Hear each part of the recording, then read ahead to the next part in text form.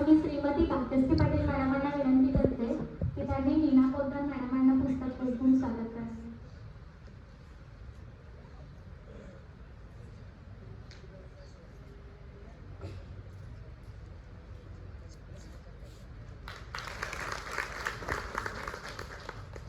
धन्यवाद मॅडम.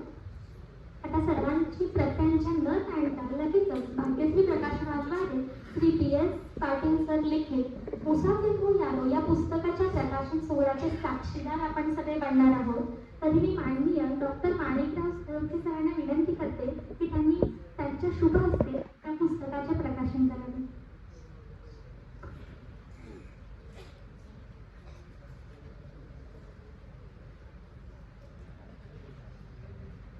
वाचन आहे प्रवास सुंदर नव्या नव्या ज्ञानाचा, इतिहासाचा, साहित्याचा आणि कविज्ञानाचा, नव्या जगाचे नव्या युगाचे प्रकाशकाने गाती. ग्रंथ आमचे साथी, ग्रंथ आमच्या हाती, ग्रंथ आमच्या हाती.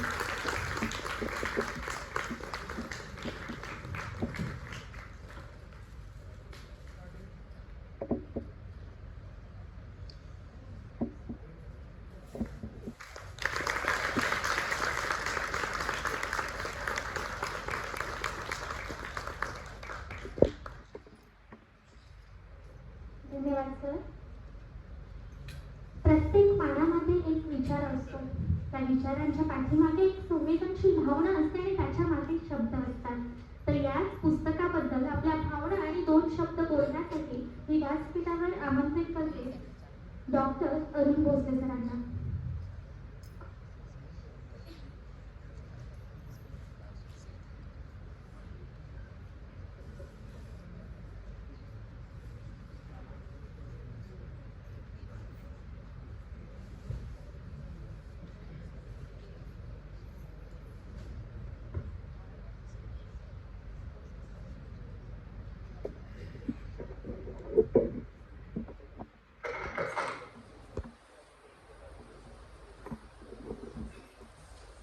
पुस्तक प्रकाशक समारंभाचे प्रमुख पाहुणे, आपल्या विद्यापीठाचे माजी कुलगुरू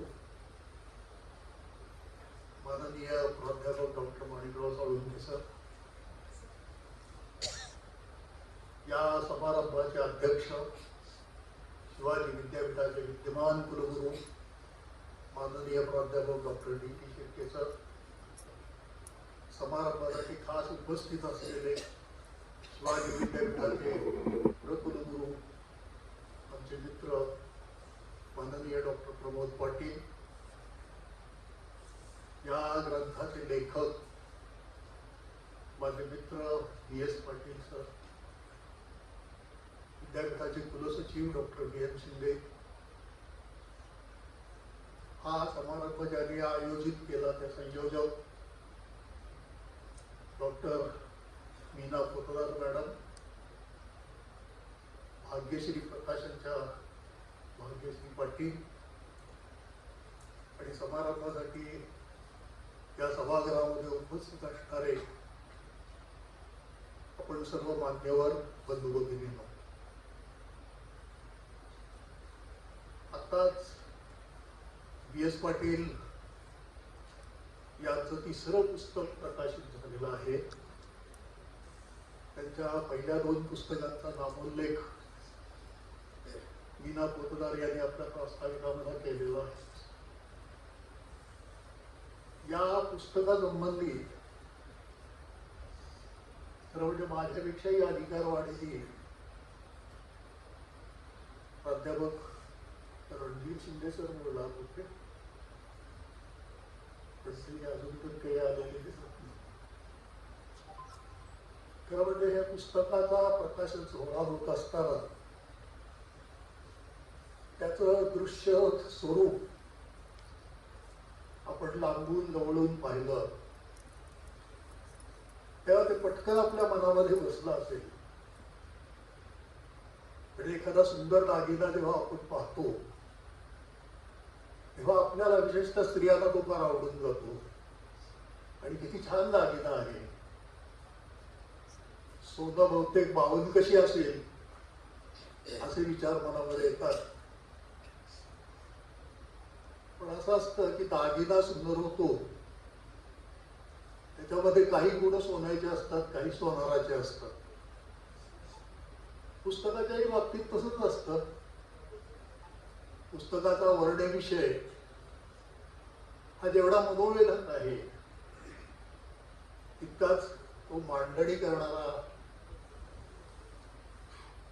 लेखक हाही चतुरस्त्र लेखक असला पाहिजे.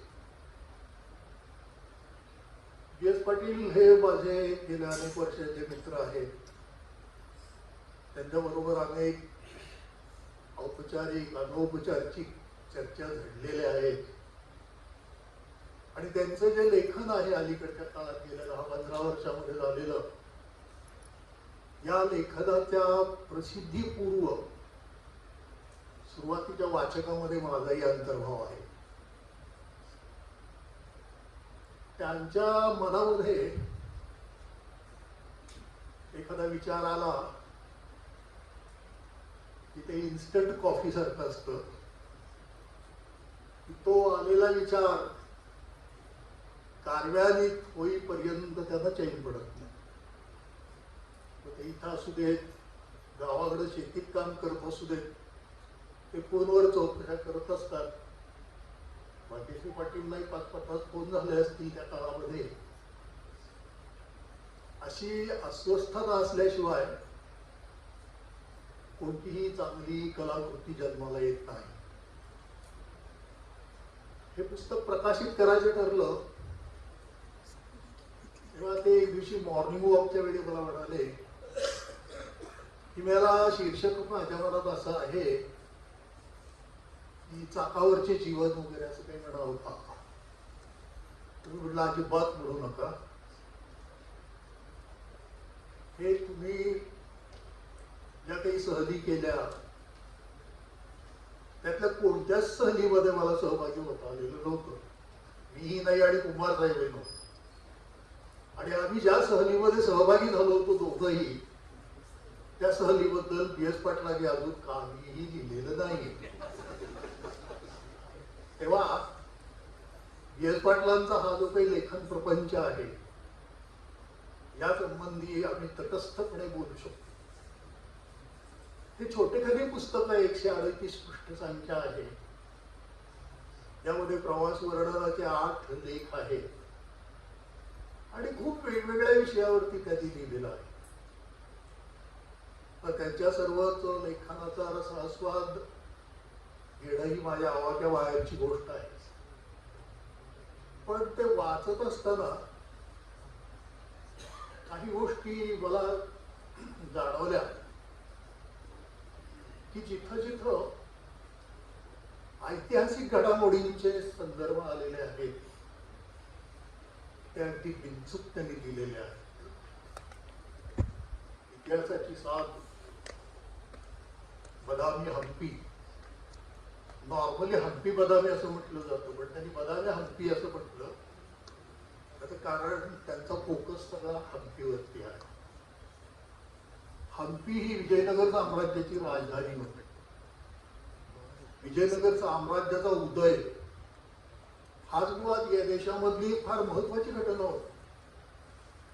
विद्यारण्य स्वामींनी हरिहर आणि बुक्क यांना सांगितलं की इथं विलक्षण योगायोग झालेला आहे, हेच स्थळ राजधानीसाठी योग्य. आणि हम्पीला ती राजधानी झाली. विजयनगरच्या राज्याचा गौरव कृष्णदेवराय या सम्राटाच्या काळामध्ये सर्व देशभर झाला आणि तिथूनच जवळ असणाऱ्या तालिकोटच्या मैदानावर झालेल्या युद्धामध्ये हम्पीचं राज्य हे लयाला गेलं. विजयनगर साम्राज्याचा विनाश झाला. तर बी.एस. पाटलांचा तो लेख वाचत असताना मला एक गोष्ट मिस झाली असं वाटलं. ते अकबराबद्दल लिहिताना बिरबलाला कोणी विसरत नाही, तसं कृष्णदेवरायाला लिहित असताना तुम्ही तेनाली रामनला कसं विसरला. तोच बिरबला इतका सुद्धा आपल्या इतिहासामधला अविस्मरणीय आहे. त्याचा दुसरा एक मला लेख आवडला, तो म्हणजे दिल की धडकन दिल्ली. मला काय वाटलं की 4-2 टर्म खासदार राहिलेला, निवडणुकीत पडलेल्या पुन्हा खासदाराचं मनोगत आहे का काय, त्याची दिलची धडकन दिल्लीसाठी वेगळ्या वेगळ्या कारणाने असेल. पण हे तसं नाही आहे. दिल्लीचं वैभव, विशेषतः दिल्लीचा अलीकडे जो भाग नावारूपाला आला किंवा सतत चर्चेत असतो, न्यूटन्स गार्डन, त्याची फार माहिती नव्हती. हा न्यूटन कोण होता, त्याचं दिल्लीच्या रचनेमध्ये काय योगदान होतं, अशा गोष्टींची माहिती त्यांच्या लेखनामधून मिळते. दुसरं एक त्यांचा लेख शीर्षकामुळे मला आवडला, ही सायलेंट व्हॅलीची साथ केरळच्या सहलीवर आहे. 7 प्रतिसाद जर असतील तर त्याला सायलेंट व्हॅली कशासाठी म्हणायचं. पण ते आपण बाजूला ठेवू, उगाच काहीतरी श्लेष काढल्यासारखं होईल. पण PS पाटलांना एक वरदान लाभलेलं आहे, ते म्हणजे आता प्रास्ताविकामध्ये मीना पोद्दार मॅडमनी सांगितलं की PS पाटील हे वित्त आणि लेखा विभागाचे अधिकारी. आम्हालाही असं वाटायचं की वृक्ष स्वभावाचे ग्रस्त असतील, पण त्यांच्याशी जेव्हा परिचय झाला तेव्हा माझ्या लक्षात आलं की PS पाटलांना साहित्याची फार चांगली जाण आहे. ते इंग्रजी साहित्याचे MA आहेत, इंग्रजी मराठी साहित्याचा त्यांचा फार चांगला व्यासंग आहे, आणि केवळ व्यासंगाने चांगला लेखक होता येत नाही, त्यात मुळात काहीतरी असावं लागतं. तसं प्रवाही प्रासादिक लेखणीचं वरदान PS पाटलांना लाभलेलं आहे. त्यामुळे त्यांचं प्रत्येक पुस्तक हे वाचकप्रिय झालं, वाचकांनी डोक्यावर घेतलं, असं आतापर्यंत घडलेलं आहे. हे सगळं वाचत असताना माझ्या मनामध्ये एक प्रश्न उभा राहिला की PS पाटलांच्या सहलीपैकी कोणतीही सहल पूर्व नियोजित नव्हती. त्यांचा एक असा सिद्धांत आहे की नियोजन ह्या भूमीला उपकारत नाही किंवा मानवत नाही. म्हणजे त्याचं एक उदाहरण मी बोलता बोलता निघालं होतं की राज कपूरने नियोजनपूर्वक मेरा नाम जोकर चित्रपट काढला आणि तो पडला, आणि त्यातला तोटा भरून काढण्यासाठी बॉबी चित्रपट काढला, तो मला हिट चालला. निष्कर्ष काय तर भरतभूमीला नियोजन मानवत नाही. सत्ता बदल झाल्यानंतर पहिलं काय झालं, नियोजन मंडळ गुंडाळण्यात आलं, तेव्हा तो सिद्धांत त्यांचा कन्फर्म झाला. तर एक प्रश्न बघ मी उपस्थित केलेला, त्याचं माझं मी उत्तर देईन किंवा ते स्वतः देतील की कशासाठी सहली करता तुम्ही.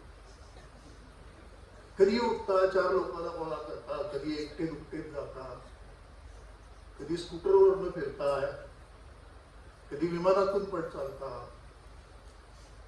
तर ते सहलीकडे जे पाहतात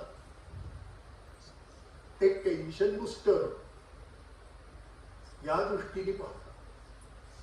आणि टेन्शन बुस्टर ही संकल्पना पाश्चात्य जगामध्ये फार लोकप्रिय झालेली आहे. म्हणजे त्यांच्याकडे 5 दिवसाचा आठवडा असतो. 9 वाजल्यापासून 5 वाजेपर्यंत लोक सपाटून काम करतात. मग ते वेळा उठून चहाला जाणं, मित्र आलाय त्याच्याबरोबर गप्पा मारणं हे अजिबात नसतं. आणि नंतरचा जो वीकेंड असतो, त्या वीकेंड पैकी एक दिवस घरच्या कामाला, लॉन्ड्री, इस्त्री, ग्रोसरी आणणं, शक्य असेल तर थोडी बायकोला मदत करणं, असेल करायची तर अडथळे न आणणं, आणि दुसरा दिवस सहकुटुंब मौज मध्ये घालवणं, हा तो त्यांचा जीवनक्रम आहे. तोही हा टेन्शन बुस्टर हाच प्रकार आहे. तर ते टेन्शन बुस्टर ही संकल्पना PS पाटील सहलीच्या माध्यमातून राबवत आलेले आहेत. आणि अशा दृष्टिकोनातून त्यांनी केलेल्या ज्या सहली आहेत त्या सहलींपैकी निवडक 8 सहलींचं वर्णन करणारे लेख, त्या लेखांचं हे पुस्तक मुसाफिर हूँ यारो हे आज प्रकाशित झालेलं आहे. माझी खात्री आहे की आपल्यापैकी कुणीही पुस्तक उघडल्यानंतर 138 पानावरती जाईपर्यंत मध्ये तुम्ही थांबणार नाही. इतकं आकर्षक शैलीमध्ये हे लिहिलेलं आहे. तेव्हा आजच्या या ग्रंथाचे लेखक माझे मित्र B.S. पाटील यांचं मी मनपूर्वक अभिनंदन करतो. आणि हे पुस्तक वेगळ्या स्वरूपामध्ये प्रकाशित केल्याबद्दल भाग्यश्री प्रकाशनला मनपूर्वक धन्यवाद देतो. आणि मी इथेच थांबतो. धन्यवाद. पुस्तकाला दागिन्याची उपमा देऊन त्यांनी अधिकच या पुस्तकाच्या 24 कॅरेटची लकाकी आपल्याला पटवून दिली आहे. धन्यवाद सर. यानंतर मी लगेचच श्री C.G. कुंभार सरांना विनंती करते की त्यांनी आपले 2 शब्द मांडावे.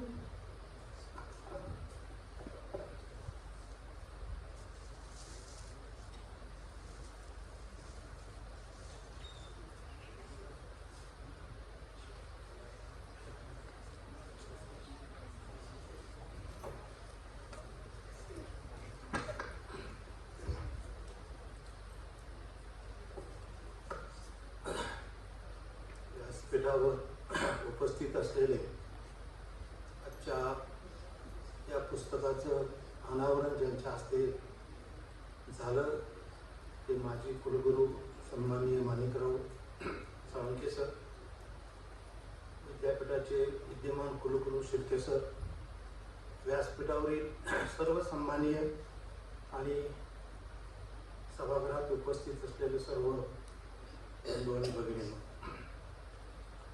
मला वाटतं की रणधीर शिंदे सर असतील तर ते सगळं पुस्तक आपल्याला काही मिनिटांमध्ये उद्धृत करून दाखवलं असतं. परंतु ती जागा भोसले सरांनी भरून काढलेली आहे. त्यांनी सुद्धा फार सुंदर पद्धतीने पुस्तकाबद्दल सांगितलेलं आहे. त्यामुळे मी त्याची पुनरावृत्ती करणार नाही. मी एक मित्र म्हणून किंवा एक दोस्त म्हणून त्यांच्याबद्दल 4 शब्द बोलण्यासाठी या ठिकाणी उभा आहे. भोसले सरांनी सांगितलं की मी पोलीस खात्यात होतो आणि BS अर्थ खात्यात होते. आम्ही दोघे 6 देई, परंतु इतके वर्षे ते प्रवास करत होते, कधी मला बोलवलं नाही आणि मलाही कधी ते जमलं नाही. ते एका टोकाला, ते कोल्हापूरला तर मी गडचिरोलीला, ते मुंबईला तर मी अमरावतीला, असे 2 टोकाला नेहमीच आम्ही असायचो. पण यांचे उद्योग माझ्या कानावर यायचे आणि नंतर माझ्या लक्षात आलं की हा माणूस भ्रमणवेडा आहे. म्हणजे सतत फिरत राहणं हा त्यांचा स्वभाव आहे. मला हे पुस्तक ते लिहित असताना भोसले सर म्हणाले की त्याच्या निर्मितीच्या काळामध्ये त्यांचा सहभाग आहे. माझा सुद्धा सहभाग असायचा. कारण माझी मुलं माझ्या मिसेसला जेव्हा विचारायची पप्पा काय करतात, ते B.S. पाटील सरांचं काहीतरी घेऊन बसले. म्हणजे त्यांची ग्रामर, शीर्षक कुठलं द्यायचं, फोटो कुठले टाकायचे सतत. आणि मी जेव्हा त्यांना फोन करायचो, काय करतोयस रे, काय नाही मी ते काना मात्रा उकार शेवटचा हात मारतोय, हे वर्षभर चालू आहे यांचं. म्हणजे हे असं काय पुस्तक 1-2 दिवसामध्ये होत नाही. त्याला वर्षभर त्याच्या मागे ते लागलेले होते. त्यांचा एक स्वभाव आहे की जिथेही ते जातात, पर्यटन म्हणजे काय, माझ्या दृष्टीने एका ठिकाणाहून दुसऱ्या ठिकाणी जाणे. मला कधीच प्रवासात असा इंटरेस्ट यायचा नाही. पोलीस खात्यात सुद्धा कधीतरी मला दिल्लीला वगैरे सुप्रीम कोर्टात 1-2दा जावं लागलं तर मला विमानाचं तिकीट काढून खातं द्यायचं. मी विनंती करायची की मला 2 टायर ACचं करून द्या. एवढंच की आराम झोपता येईल 2 दिवस जाताना आणि येताना. विमानात तासाभरामध्ये परत उतरून कामाला लागावं लागायचं, ही आमची अवस्था असायची. पण BS मात्र सुट्टी मिळाली की भोसले सरांनी सांगितल्याप्रमाणे कुठं जायचं नियोजनच सुरू. आणि कुठलीच पूर्व तयारी नाही. औचित्य उठला की बस एक बॅग. आमच्या घरात जर कुठं प्रवासाला निघायचं म्हटलं की त्या बायकांच्या बॅगा बघितल्या की मला धडकी भरायची.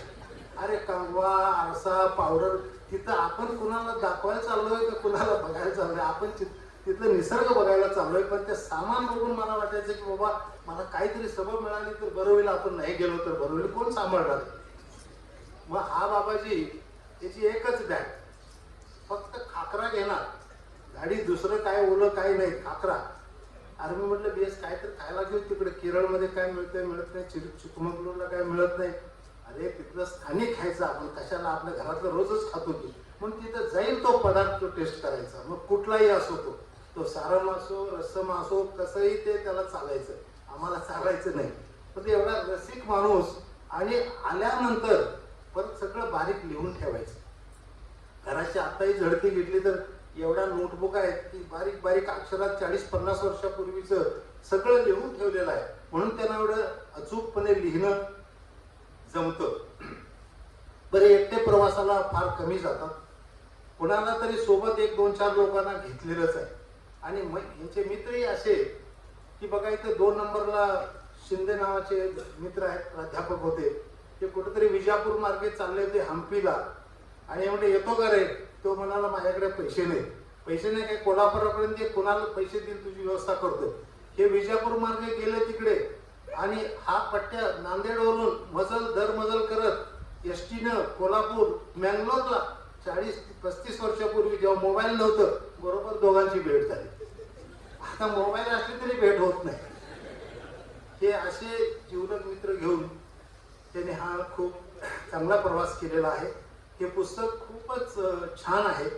सर म्हटले त्याप्रमाणे मी ती दिल की धडकन दिल्ली, जेव्हा म्हटलं क्रम कुठला द्यायचा, मी म्हटलं आधी दिल की धडकन दे म्हटलं. तर ते इतकं सुंदर आणि वास्तव वर्णन त्याच्यामध्ये केलेलं आहे.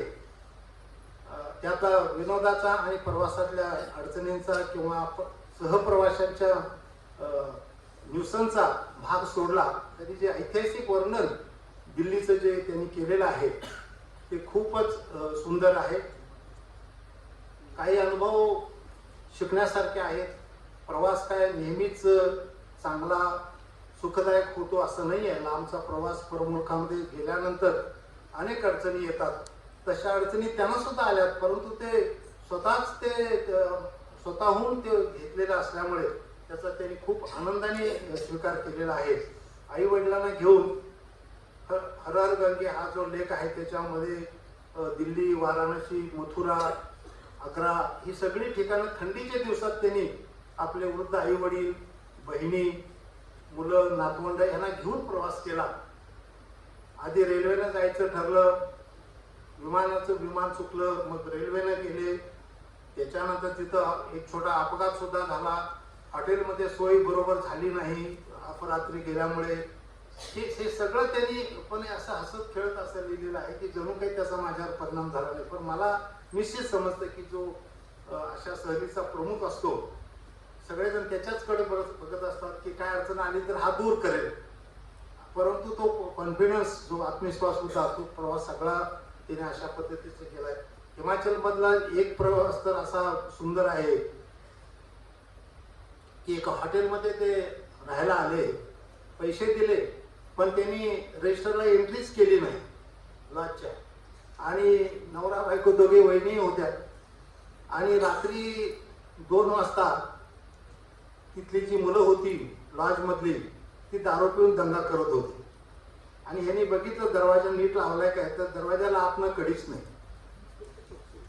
आणि तिथं कोणीच नाही, त्या लॉजमध्ये दोघेच नवरा बायको, आणि खाली 7-8 पोरं दारू पिऊन धिंगाणा. मग यांनी ते दरवाजा बंद केला, आतले टेबल खुर्च्या लावले, आणि अशा पद्धतीने रात्र कशी काढली मला काही समजत नाही. परंतु असे सगळे जे काही जिज्ञासा, साहस, शिकणं, इतिहास, भूगोल, संस्कृती, चालीरीती त्याचा सगळा अभ्यास BSनी ह्या प्रवास काळात संपूर्ण केलेला आहे.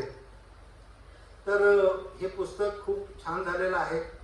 मला शिर्के सरांचा मनपूर्वक आभार मानायचे आहेत की आमच्या या मित्राच्या 3ऱ्या पुस्तकाचं उद्घाटन 2 कुलगुरूंच्या उपस्थितीत 3ऱ्यांदा होत आहे. आणि जेव्हा आम्ही बजेट काढलं तेव्हा भाग्यश्री मॅडमला सांगितलं जरा कमी आम्हाला खर्च आकारा. ते म्हणते मी नवीनच आहे साहेब, कमी करता येत नाही. आमचा विषय सुरू झाला की कुठं घ्यायचा कार्यक्रम, हॉलचं भाडं 5,000, चहा पाणी वगैरे वगैरे आमच्या दोघातल्या या चर्चा होत्या. पण मला अचानक 4 दिवसापूर्वी BS म्हणाले की अरे जी आपला प्रॉब्लेम शेटके सरांनी सॉल्व्ह केला. ते पर्यटन विभागाच्या वतीने जे कित्येक वर्षापूर्वी साळुंखे सरांनी ह्या विभागाला मान्यता दिली होती. कदाचित BSनी योजना केली असेल की आपण 10-15 वर्षांनी पुस्तक लिहू प्रवासावरचं, म्हणून त्यांनी त्यांना आर्थिक मान्यता दिली असावी. कारण इतका योगायोग कसा काय जुळून येतो मला काय समजत नाही. आम्ही 8 दिवसापूर्वी चहा द्यायचं का बिस्किट द्यायचं का नुसता चहा द्यायचा याचा विचार करत होतो. आणि एवढ्या आलिशान हॉलमध्ये, भरगच्च भरलेल्या हॉलमध्ये, वातानुकूलित या हॉलमध्ये माझ्या मित्राच्या या छोट्याशा पुस्तकाचं इतक्या रुबाबदारपणे अनावरण होत आहे याचा मला मनस्वी आनंद होत आहे. मला 2 शब्द बोलण्याची संधी दिली त्याबद्दल आभार. धन्यवाद. धन्यवाद सर. आपल्या मित्राच्या लेखकाच्या लिखाणामागची गोष्ट आणि प्रेरणा ही सुंदर अशी आपल्या विनोदी शैलीत सरांनी व्यक्त केली. धन्यवाद सर. त्यानंतर मी श्री अशोक बच्चन शेट्टी सरांना विनंती करते की त्यांनी पुस्तकाबद्दलचे 2 शब्द बोला.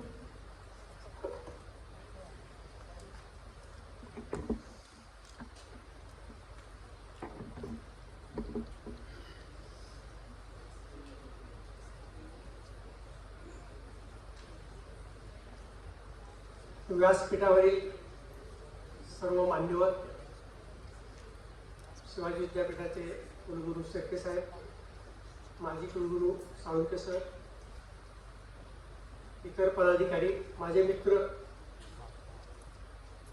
BS पाटील साहेब, मी इतर प्रामुख्याने जो बोलायला उभा आहे तो सहप्रवासी म्हणून. BS पाटलांनी मला विनंती केली कारण त्यांच्या सगळ्याच प्रवासामध्ये मी नव्हतो, पण काही महत्त्वाच्या प्रवासामध्ये मी सहभागी होतो. त्यामुळं त्यातले अनुभव आणि एकूणच पुस्तकाबद्दल बोलावं या दृष्टीने मी इथं उभा आहे. एक म्हणजे एका महत्त्वाच्या सहलीमध्ये मी BS पाटलांच्यावर सहभागी होतो. त्यातली ती सहल म्हणजे एक स्कूटर होती बजाज कप आणि दुसरी मोटरसायकल. तर आम्ही दोघे स्कूटरवर आणि शिंदे सर आणि राजपूत सर जे आता हयात नाहीत, गोखले कॉलेजला प्राध्यापक होते ते राज्यशास्त्राचे, तर असे आम्ही 4 जण होतो. आता भोसले सर म्हणाले काही नियोजन त्यांचं नसायचं ट्रिपचं. तसंच की नाही आम्ही बेळगाव, खानापूर, दांडेली असं गेलो. शृंगेरी शंकराचार्यांचं ते पीठ, त्याच्यानंतर मंगलोर, चिकमंगळूर, सागर, शिमोगा अशा बऱ्याच ठिकाणी आम्ही गेलो. माझं नेहमी काय व्हायचं, त्यावेळेला मी नोकरीत होतो विवेकानंद संस्थेमध्ये तासगावला, आणि रजेचा प्रश्न असायचा. 89 सालची ती सहल आहे, 1989. त्या प्रवासातले अनुभव असे होते की आम्हाला घरातल्या लोकांनी सोडलं कसं, म्हणजे आमच्यापेक्षा घरच्या लोकांचं धाडस जास्त आहे असं मला वाटलं. इतके प्रसंग त्याच्यामध्ये आले. एक तर प्रसंग असा होता की आम्ही रात्र झालेली होती आणि मोटरसायकल स्कूटरवरनं घनदाट जंगलातून जातो आणि थोडंसं चांदणं होतं, आजूबाजूला झाडी आणि वाघ वगैरे किंवा असे महत्त्वाचे प्राणी असणारे जंगल. आणि आमचे शिंदे साहेब ते जरा बिंदास्त आहेत मित्र आमचे, त्यांनी लाईट बंद केली मोटरसायकलची आणि त्या जंगलात आम्ही जायला. समजा चुकून काही झालं असतं तर पुस्तक लिहायला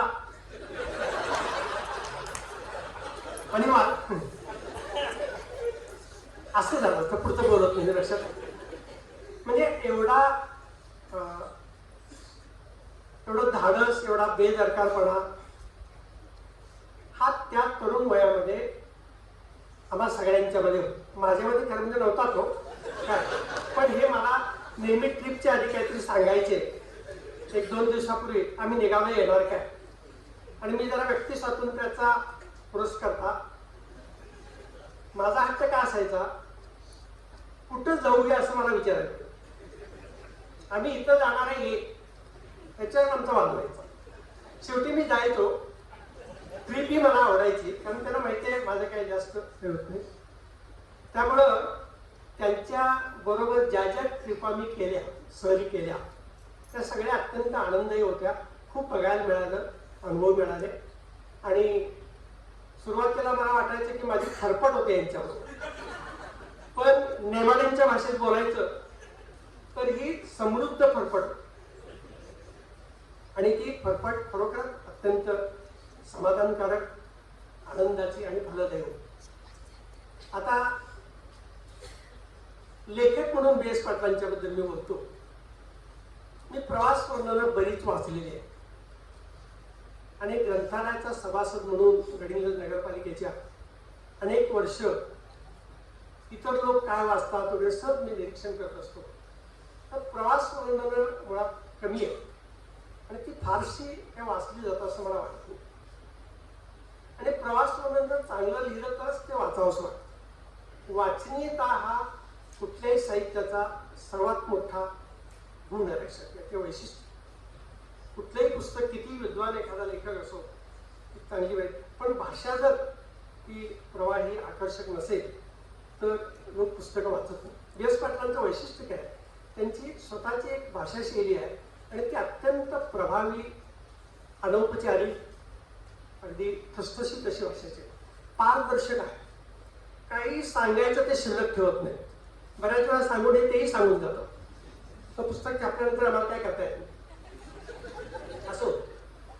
तर काही हातचं ठेवायचं नाही, सगळं सांगून टाकायचं, मन मोकळं करायचं. साने गुरुजींच्या एका पुस्तकामध्ये एक पहिलंच वाक्य आहे, शांती आई आणि कुठलं तरी, माझं हृदय आणि मन भरलेलंच होतं, फक्त उतरायचं बाकी होतं, ते मी उतरून काढलं. तसं का नाही, B.S. पाटलांच्या मनामध्ये ह्या ज्या सगळ्या गोष्टी असतात त्या सगळ्या लेखनामध्ये अत्यंत प्रभावीपणे उतरतात. हे त्यांचं एक वैशिष्ट्य. पुस्तक छापण्यापूर्वी आम्हाला ते पाठवलं होतं त्याने व्हॉट्सअपवर. ते वाचून त्याच्याबद्दलचे काही प्रतिक्रिया मी व्यक्त केल्या. अजूनही काही प्रवास वर्णनं म्हणजे सगळ्याच याचं वर्णन त्यांनी केलेलं नाही आणि इथून पुढच्या काळामध्ये जे राहिलेलं आहे ते त्याच्याबद्दल प्रवास वर्णन ते लिहितील अशी मला खात्री आहे. आणखी एक सांगायचं राहील म्हणून सांगून जातो, कुंभार साहेबांना तुम्ही ट्रिपला कुठल्या बोलवू नये ही जी त्यांची तक्रार आहे ती लवकरात लवकर दूर करा आणि कुंभार साहेबांच्यावर आम्हालाही बोलवा, ही एक तुमच्या विनंती करतो. आणि आणखी एक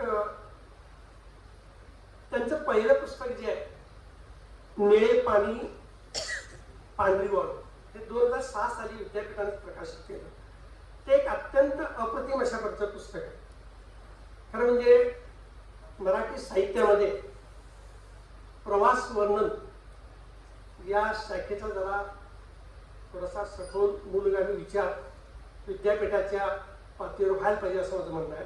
कारण काय होतं की बऱ्याच वेळा एखाद्या चांगल्या पुस्तकाकडं लक्ष जात नाही, उपेक्षा होते.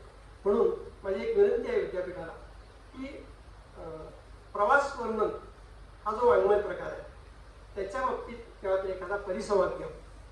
मी बरेच प्रवास वर्णन वाचलेले आहेत. त्यामध्ये अगदी सुरुवातीला माझा प्रवास भटजी कोणते गोडसे भटजी, सॉरी, तर गोडसे भटजीपासून ते अगदी आधुनिक काळापर्यंत काही दिवसापूर्वी ज्यांचं निधन झालं ते द्वारकानाथ संजगिरी यांच्यापर्यंत बरीच प्रवास वर्णन वाचलेली आहे. प्रवास वर्णन वाचनीय असेल तरच ते लोक वाचतात, नाहीतर काही काय आता काही बायकांनी प्रवास वर्णन लिहिली ती पण मी वाचली सामान्य दर्जाची. तर मध्येच त्याने सोनेला फोन केला, दूध तापवायला सांगितलं, असलं पण त्यात लिहिलं.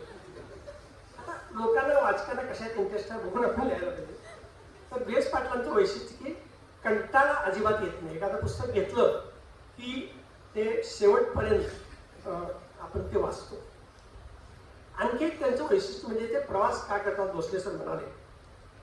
तर माझा असा तर्क आहे की त्यांना निसर्गाची अनिवार्य ओढ,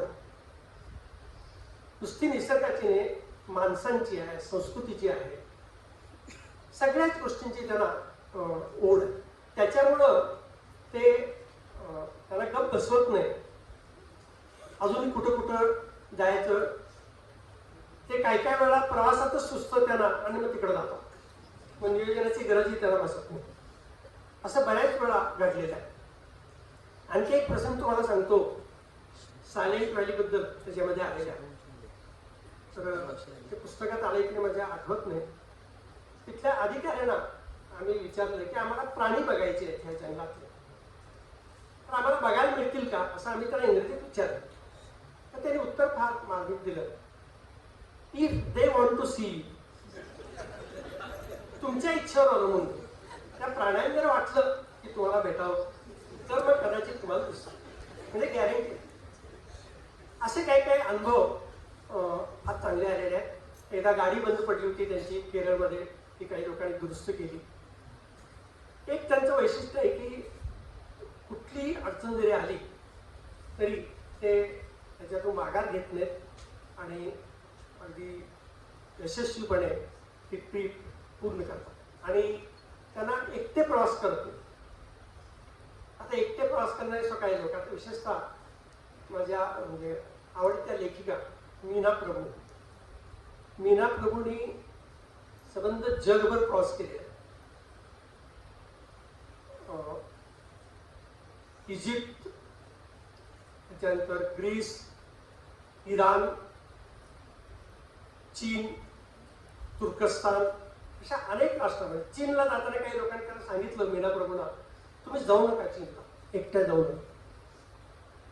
पण ते घाबरले, एकटे गेले. आणि त्या सगळ्या ट्रीपमध्ये सगळा प्रवास त्यांनी एकट्याने केले. तर एकट्याने त्या एकट्याने प्रवास करणं सुद्धा महत्त्वाचं काही वेळा असतं. तर त्या कुणालाही प्रवासात सोबत घेत नव्हतं. तर बेस पाटलांना माझी अशी विनंती आहे की एक प्रवास वर्णन क्षेत्रातलं एक चांगला लेखक म्हणून तुम्हाला जर मान्यता मिळायची असेल तर माझ्या दृष्टीनं काही लेखक आहेत त्यांचं तुम्ही वाचलेलं आहे तरी पण अजून वाचन करावं. एक म्हणजे पु ल देशपांडे, तुम्ही वाचलं असणार आहे. अपूर्वाई आणि पूर्वरंग, एक पाश्चिमात्य देशाचा प्रवास आणि पूर्वेकडचा, इंडोनेशिया वगैरे, जपान. त्यानंतर गंगाधर गाडगीळ, त्यावेळी उद्ध्वस्त विजयनगर असा एक लेख होता. मी BA 1ला होतो गडिंगलला शिवराज कॉलेजमध्ये, आणि उद्ध्वस्त विजयनगर नावाचा एक लेख अजूनही माझ्या लक्षात आहे. एकेकाळी विजयनगर साम्राज्य किती वैभवशाली होतं आणि आज त्याची काय अवस्था झाली आहे हे त्यात सांगितलं. गोपुरांच्या प्रदेशात नावाचा लेख होता.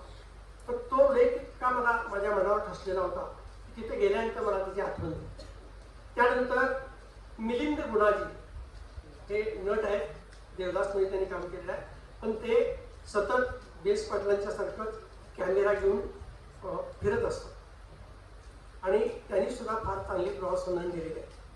बेस पाटलांचं आणखी एक वैशिष्ट्य म्हणजे फोटोग्राफीचा त्यांचा छंद, आणि ते अत्यंत दर्जेदार अप्रतिम अशा प्रकारची फोटोग्राफी करतात.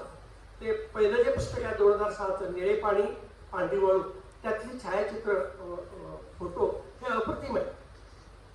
आणि वर्णन सुद्धा सगळी इत्थंभूत माहिती, किती किलोमीटर आहे, लांबी, रुंदी, अक्षांश, रेखांश, हवामान, तापमान. एखादा किल्ला असेल तर किल्ला कुठल्या राजानं बांधला, कुठल्या राजाच्या कारकिर्दीत झाला, त्याच्यानंतर आणि त्या कुणी जिंकून घेतला, हे सगळं ते देतं. आणि ही सगळी माहिती गोळा करणं आणि ज्या त्या दिवशी डायरीत लिहून ठेवणं. त्यांचा आणखी एक छंद म्हणजे डायरी लिहिणं. आम्ही एवढा प्रवास केला पण केव्हा ते डायरी लिहित होते मला अजूनही कळालेलं नाही. रात्री झोपून पहाटे लवकर उठून लिहित होते का घरी गेल्यानंतर लिहित होते, पण तारखा आणि हे ते सगळं तंतोतंत असायचं. आम्हाला कधी हे जमलं नाही. आम्ही फक्त बेस पाटलांनी बोलवलं की निघायचं. त्यांची गाडी आणि त्यांचं कुरुकलीतलं घर म्हणजे धर्मशाळाच झाली काय. केव्हाही आम्ही जावं, पांथस्थानी तिथं राहावं आणि ट्रिपला जावं. तर बऱ्याचशा गोष्टी सांगता येण्यासारख्या आहेत. BS पाटलांना फक्त माझी एवढीच विनंती आहे की अजूनही जो काय प्रवास तुम्ही करायचा आहे तो चालू ठेवावा. ते कितीही सहली जरी त्यांनी काढल्या तरी पुन्हा त्यांना सहल काढावीशी वाटते. सतत ते अतृप्त असतात आणि ही त्यांची अतृप्ती, निसर्गाची ओढ, माणसांची ओढ, मित्रांची ओढ ही चिरंतन राहावं अशी मी त्यांच्या बाबतीत अपेक्षा करतो. पु ल देशपांडेंचे व्यक्तीने वल्लीतलं रावसाहेब नावाचं एक पात्र बेळगाव चोरावत होते. त्यांच्याबद्दल पुरणी लिहिले. ते आले की मैफल बोलायचे, पेटी कोणाला तरी आला सांगायची तबला आणि मग गाणं बजावणं वगैरे. तसं PS फोन करतात, तिकडे ते संजयला फोन करतात, ते संजय लांबून येतात, मी येतोय गडिंगलजून, आणखी कुणी येतात आणि गाडी काढून अमुक ठिकाणी मी संकेश्वरला जातो, मी त्यांच्या ट्रीपमध्ये सामील होतो किंवा आदराला जातो. अशा पद्धतीनं हे आमचं चालू आहे. आम्ही म्हणजे मित्र, एखाद्या ग्रहाला उपग्रह असतात, चंद्रपृथ्वीभोवती फिरतो, तसे आम्ही BS भोवती फिरत असतोय आणि गाडीत गेल्यानंतर त्यांच्या बरोबर फिरतो. अशी आमची अवस्था आहे. तेव्हा अशीच प्रवास वर्णनं BS पाटलांनी लिहावे. खूप त्यांचे प्रशासकीय अनुभव सुद्धा चांगले आहेत, पण आताचा तो विषय नाही, त्याबद्दलही त्यांनी मोकळेपणानं लिहावं. अनेक प्रकारचे अनुभव. त्यांचं आणखी एक गोष्ट सांगायचं राहिलं की ते फक्त स्वतःच ट्रिपला गेलेले नाहीत, तर सगळ्या घरच्या लोकांना त्यांनी संबंध भारत देश दाखवलेला.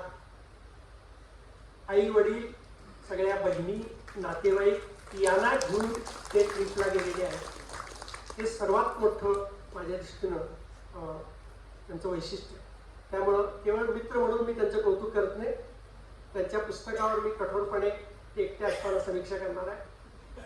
आता नाही, पण खरोखरच टीका करण्यासारखं पुस्तकामध्ये काही नाही. पुस्तक अगदी सुरुवातीला वाचायला सुरुवात करून शेवटपर्यंत आपल्याला खेळून ठेवतो. त्यांचं पहिलं पुस्तक आत्मचरित्र पाऊल फुलांचा शोध, हे सुद्धा अतिशय चांगलं आहे. तेव्हा अशीच पुस्तकं त्यांनी लिहावीत. अजून एक कादंबरीचं एक त्यांच्या डोक्यात आहे, जवळजवळ पूर्ण झालेली आहे कादंबरी. पुढच्या वेळेला कदाचित कादंबरीच्या प्रकाशनाला आपल्याला उपस्थित राहावं लागेल. तेव्हा त्यांच्या लेखनाला, त्यांच्या आयुष्याला असंच आरोग्यदायी दीर्घायुष्य लाभावं, प्रवास करण्याची ऊर्जा त्यांना सतत मिळावी आणि तसंच प्रवास वर्णन लिहिण्याची त्यांना ऊर्जा मिळावी आणि आम्हाला वरचेवर ट्रीपला बोलवावं अशी अपेक्षा व्यक्त करतो. आणि थोडंसं लांबलेलं माझं मनोगत मी थांबवतो. मला संधी दिल्याबद्दल संयोजकांचे धन्यवाद. लेखकांच्या लिखाण शैलीबद्दल आणि आपल्या मित्राच्या छंदाबद्दल, त्याच्या पारदर्शकबद्दल सरांनी अगदी निसंकोचपणे व्यक्त केलं. धन्यवाद सर. पुस्तक म्हणजे केवळ काही पानं नाही, तेच ते आयुष्याची अनुभूती, लेखकाशी जोडलेली एक प्रदीर्घ यात्रा.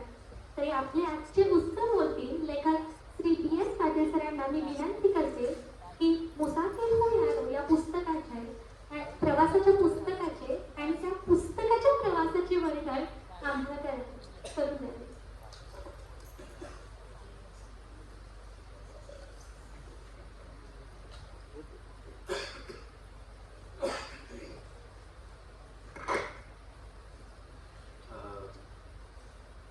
या पुस्तक प्रकाशन समारंभाचे प्रमुख पाहुणे साळुंके सर, या कार्यक्रमाचे अध्यक्ष शेट्टे सर, व्यासपीठावर उपस्थित माझे मित्र PS Patil sir, Shinde sir, Meena Potar madam, Bhagyashree Patil आणि या सभागृहात उपस्थित असणारे, माझ्यावर प्रेम करणारे, न थकता प्रेम करणारे, अनेक वर्षापासून माझ्याशी निगडीत असणारे सर्व, आपण सर्व, या पुस्तक प्रकाशनाला कुणाला बोलवावं यावर कुंभार साहेब, भोसले सर आणि यांनी आमचं कंटिन्युअस चर्चा चालू असायची. तर म्हटलं जे आपल्याला ओळखतात, ज्यांचं आपल्यावर प्रेम आहे, नितांत प्रेम आहे, जे अनेक वर्षापासून आपल्या संपर्कात आहेत, आपल्याला संपूर्णपणे ओळखतात अंतर्बाह्य, त्यांच्या उपस्थितीतच हे केलेलं जास्त चांगलं. कोणतरी मोठा एखादा माणूस बोलवायचा, त्याला आपली काहीच माहित नसते, ते पुस्तक बघून काहीतरी खोटं खोटं बोलायचं, त्याच्यापेक्षा आपले जे परिस्थिती अशी आहे की माझ्याबद्दल यातल्या इथल्या सगळ्यांना सगळीच माहिती आहे. माझ्या मित्राने सांगितलं तसं मला लपवायची काही सवयच नाही आहे. स्वभावाचा गुण म्हणा दोष म्हणा, जे असेल ते बोलून दाखवणं, सांगणं, मुक्त होणं, व्यक्त होणं. त्यामुळं या सगळ्यांच्या एकत्रित भेटी होणं हा एक मोठा आणि आनंद असतो. आता मला रिटायर होऊन 12 वर्ष झाली तरी अजूनही या विद्यापीठात येणं, इथल्या लोकांना भेटणं अत्यंत आनंददायी असतं माझ्या दृष्टीने. आणि अशा हे निमित्त आहे, पुस्तकाचं हे निमित्त आहे. म्हणजे हे कुंभार साहेबांनी सांगितलं तसं आम्ही बाहेर बघत होतो हॉल वगैरे. शेतके सर म्हणाले, प्रवासावरचं पुस्तक आहे तुमचं, आमचा विभाग आहे ना. ज्या दिवशी हे विभाग सुरू केला त्याच दिवशी माझ्या पुस्तकाचं प्रकाशन झालं होतं. 14 सप्टेंबर 2006 निळे पाणी पांढरी वाळू ही मंडळी होती भूगोलचे हे, आणि साळुंखे सर त्यावेळी व्हाईस चान्सलर होते. तर आणि मला वाटतंय ते सुरुवातीच्या काळात ते पुस्तक त्यांनी त्या अभ्यासक्रमाला पण हे केलेलं होतं, ठेवलेलं होतं. तर तो योगायोग घडून आला आणि आज या ठिकाणी हे पुस्तक प्रकाशित होतं. आता यातल्या काही गोष्टी ज्या याच्यात नाही आहेत त्या थोड्याशा मी सांगतो, कारण पुस्तक तुम्ही वाचणार आहे तर मला यातल्या काही गोष्टी ते कळाल्या. हे आमचा जो ग्रुप होता म्हणजे साधारण 1976 पासून हा आमचा ग्रुप म्हणजे फिरण्याची आवड असणारे, सहव्यसनी म्हणा, एकमेकाचे विचार पटणारे असा आमचा हा ग्रुप. आम्ही 76 पासून वेगवेगळ्या ठिकाणी फिरायला जायचं. त्यावेळी तर परिस्थिती अशी होती की ट्रकनं जायचं, त्यात मागं हौद्यात बसायचं. एकदा वाळूच्या ट्रकमधनं पण आम्ही गेलो होतो, मागच्या बाजूला बसून रात्रीचा चांदण्यात प्रवास. आता तो त्यांना बहुतेक सुधारसपान केलं नसावं जास्त, त्यामुळं आम्ही शेवटपर्यंत पोहोचलो. तर हा आमचा ग्रुप जो जमण्यासाठी सगळ्यात कॉमन जो दुवा होता तो त्या मित्राची आज मला आठवण होते. त्यांना प्राध्यापक GB राजपूत म्हणून गोखले कॉलेजला होते आणि अत्यंत निर्धार माणूस, प्रचंड वाचन, आणि ते वाचायचे आणि सांगायचे. हे म्हणजे ज्या ट्रिपला जाण्यापूर्वी आमची चर्चा व्हायची त्यावेळी ते असे ऑप्शन सुचवायचे, इकडं जाऊया, तिकडं जाऊया, इकडे हे आहे, इकडे हे आहे. आणि मग आम्ही काय करायचं, आम्ही दोघं जण अगोदर सुरुवातीला रूपरेषा तयार करायची सगळी, आणि मग हे बाकीच्यांना सांगायचं. बाकीच्यांना सांगायचं म्हणजे काय, आम्ही त्यांना फार हे ठेवत नव्हतो, का स्वातंत्र्य देत नव्हतो आम्ही फारसं. आम्ही हे ठरवलंय आणि तुम्ही या. म्हणजे हे जे उदाहरण सांगितलं आता शिंदेचं, आम्ही चाललो होतो सायलेंट व्हॅलीला. माझ्याकडे जुनी फियाट होती आणि त्या फियाटनं आम्ही चाललो होतो. दुसऱ्या दिवशी आम्ही सकाळी जाणार होतो आणि त्याचं गाव नांदेड जिल्ह्यात वसूर. तर तिथं त्याचा फोन आला. माझा लँडलाईनचा फोन होता घरी, मोबाईल नव्हता आमचा. आणि लँडलाईनवर फोन आला आणि त्यांना सांगितलं की काय करताय तुम्ही. तर अरे म्हटलं आम्ही उद्या जाणार आहे बघा, सायलेंट व्हॅलीला जाणार आहे, कोकण किनारपट्टीनं जाणार आणि तसंच पुढं केरळमध्ये सायलेंट व्हॅलीला जाणार. तर म्हणाला मला न सांगता कसं काय, आता तुला कसं सांगायचं म्हटलं, आमचं ऐनवेळी ठरलं आता जायचं आणि उद्या जाणार आहे आम्ही, तर मी येतो म्हणाला. मग तू ये म्हटलं. कसं येणार, तर मी आता म्हणाला माझ्या गावातून देगलूर ह्या तालुक्याच्या ठिकाणी आलोय, मोटरसायकलवरून आलोय, कपडे शेतातलेच आहेत, शेतातूनच मी इथं आलोय आणि मित्र बरोबर आहे, त्याच्याकडनं मी ही गाडी पाठवून देतो, त्याच्याकडनं मी त्याच्याकडले थोडे माझ्याकडले थोडे, असं कोल्हापूरला येईपर्यंत माझ्याजवळ पैसे आहेत, कोल्हापूरच्या पुढं मात्र तू व्यवस्था कर. मी सांगितलं ये, मी मुलग्याकडे पैसे ठेवतो, तो स्टँडवर तुला कोल्हापूरच्या स्टँडवर पैसे देईल आणि तिथून तो आम्ही लँडलाईनला आम्ही जिथं असू तिथून फोन करून सांगू आम्ही अमुक ठिकाणी आहोत, आज मुक्काम इथं आहे, उद्या सकाळी अमुक ठिकाणी असू आणि तूही जिथं तू संधी मिळेल तिथून लँडलाईनवर फोन कर. म्हणजे सॅटेलाईट सारखं हे आम्ही संपर्क ठेवला होता आणि अंगावरच्या कपड्यानिशी आला, अगदी बनियन अंडर पॅन्ट आणि टॉवेल सुद्धा आम्ही विकत घेतला तिथं गेल्यानंतर. ही जे या मंडळींचं जे हे मिळायचं आम्हाला साथ, त्याच्यामुळं आमचं हे चालत होतं. ऐनवेळी कुठेही जायचं, घरच्या लोकांचं आणि सुरुवातीला बघितलं प्रयत्न करून, नंतर लक्षात आलं की काय उपयोग होणार नाही, जाताय जावं. आणि तेवढा समाया पडत्या फळाची आज्ञा म्हणून हे बरं. हा लग्नानंतरच आम्हाला हा रोग जडला असं काही नाही, अगोदरपासून हेच होतं असं. हे एक उदाहरण सांगतो तुम्हाला. 10वी पास झालो आणि आम्ही 11वीला गेलो. आमची त्यावेळची मॅट्रिक, 11वी म्हणजे मॅट्रिक. तर 10वीची जुनी पुस्तकं विकली मी दुसऱ्या मित्राला, काही 6-7 रुपये काहीतरी आले होते सगळ्या पुस्तकांचे त्या. आणि आम्ही त्यावेळी मुरगुडला होतो शाळेला. आम्ही 3 जण सायकलवरून कोल्हापूरला आलो. पिक्चर बघायचं, फिरायचं. माझे एक मामा तो इथं जेलमध्ये पोलीस होते, त्यांची खोली होती. म्हटलं चला ते खोलीत जायचं डायरेक्ट. बरं कळवणं वगैरे हे काय भानगड नव्हती ना, काय फोन नव्हते कोणाकडे, काय नव्हते. आणि आलो आम्ही. ते एक आमचा मित्र होता, तो परवाच्या दिवशी एक्सपायर झाला. त्याची मला आठवण आली आणि त्या ट्रिपची पण मला आठवण आली.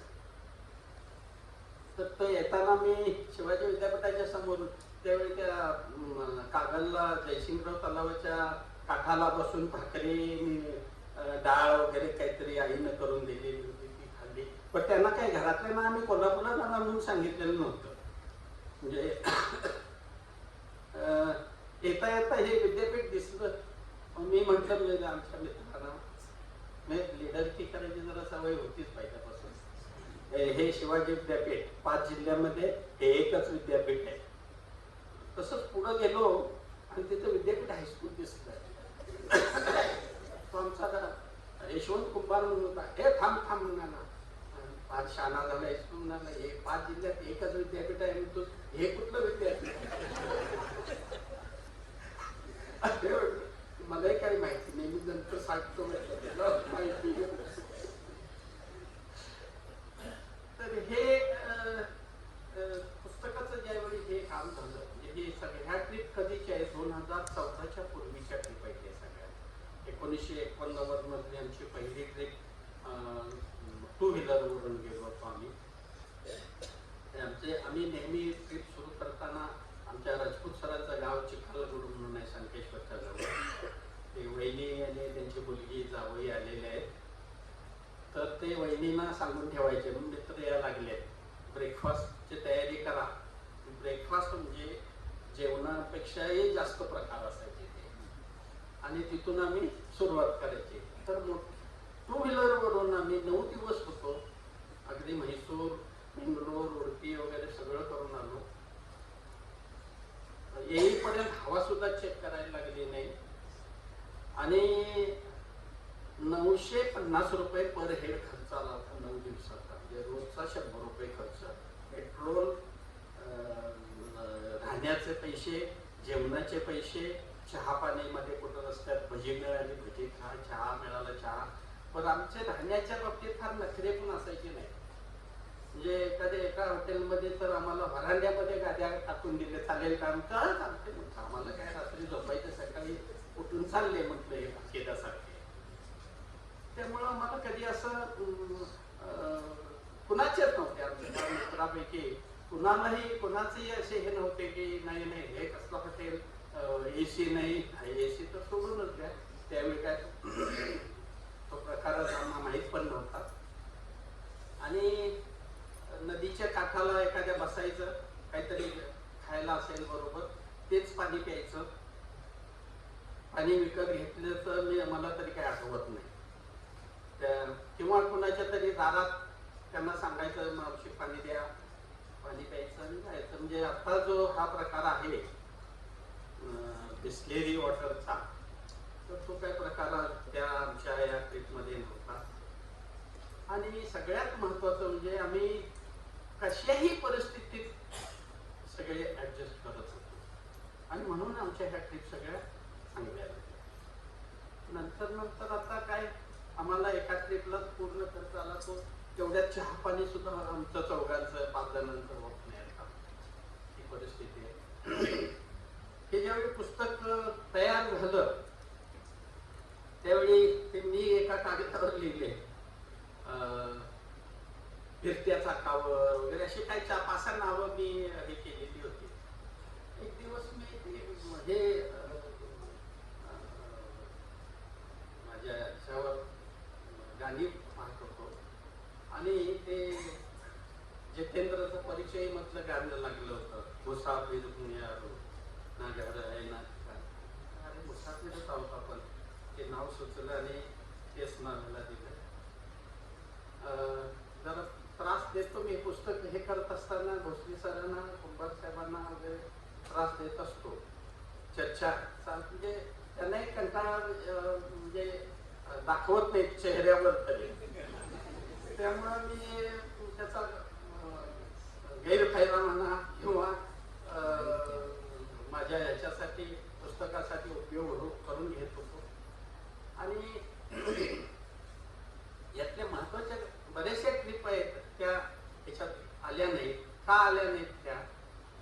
तर हे मला ह्याची मर्यादा घातली कुंभार साहेबांनी. हे बघ, पुस्तक मोठं केलेलंच ना कोणी वाचणार नाही, ते म्हणजे कपाटात ठेवून देतील आणि गप्प बसतील. 100, 125, 150 पानापेक्षा जास्त पुस्तक, मोठं पुस्तक काय काढायचं नाही, नाहीतर कोणी वाचत नाही. आता मला तर असं वाटते की 137 पानाचं पुस्तक सुद्धा सगळे वाचतील की नाही कोणाच. पण वाचा नाही तर नाही वाचा, मी तुम्हाला निदान कार्यक्रमाला तरी त्रास देणारच ना, ऐकवणार सगळं. तर हे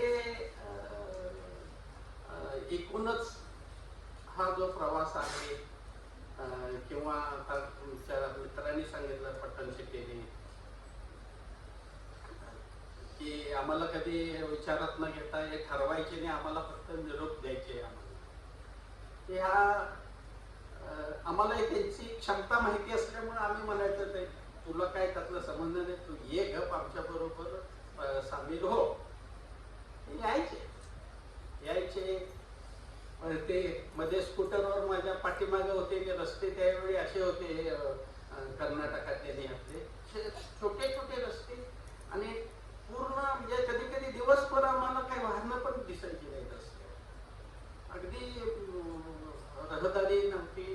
त्यामुळं काय फार धोके पण नव्हते. आता जेवढे प्रवास करणं जेवढं धोकेदायक झालेलं आहे तेवढं त्या काळात नव्हतं. आणि सगळ्यात महत्त्वाचं म्हणजे मला जाणवलेला फरक सांगतो.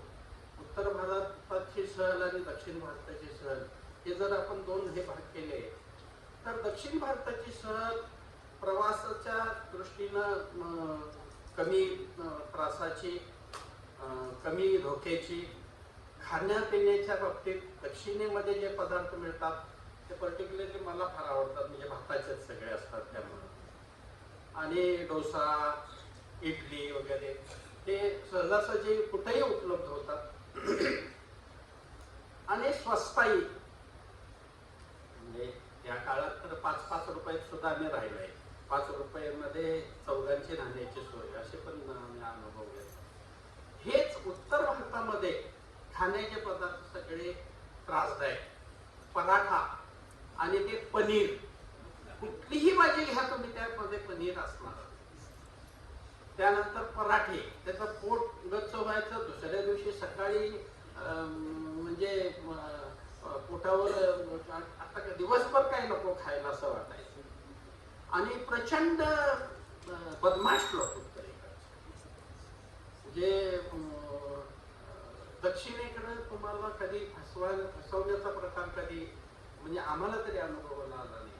पण उत्तरेमध्ये ऑनलाईन हॉटेल बुक केलं ना तर त्याचे फोटो असे दाखवतील त्या ह्याच्यामध्ये की अरे काय हॉटेल आहे, राजमहालला असल्यासारखं. तिथे गेल्यानंतर बघितलं तर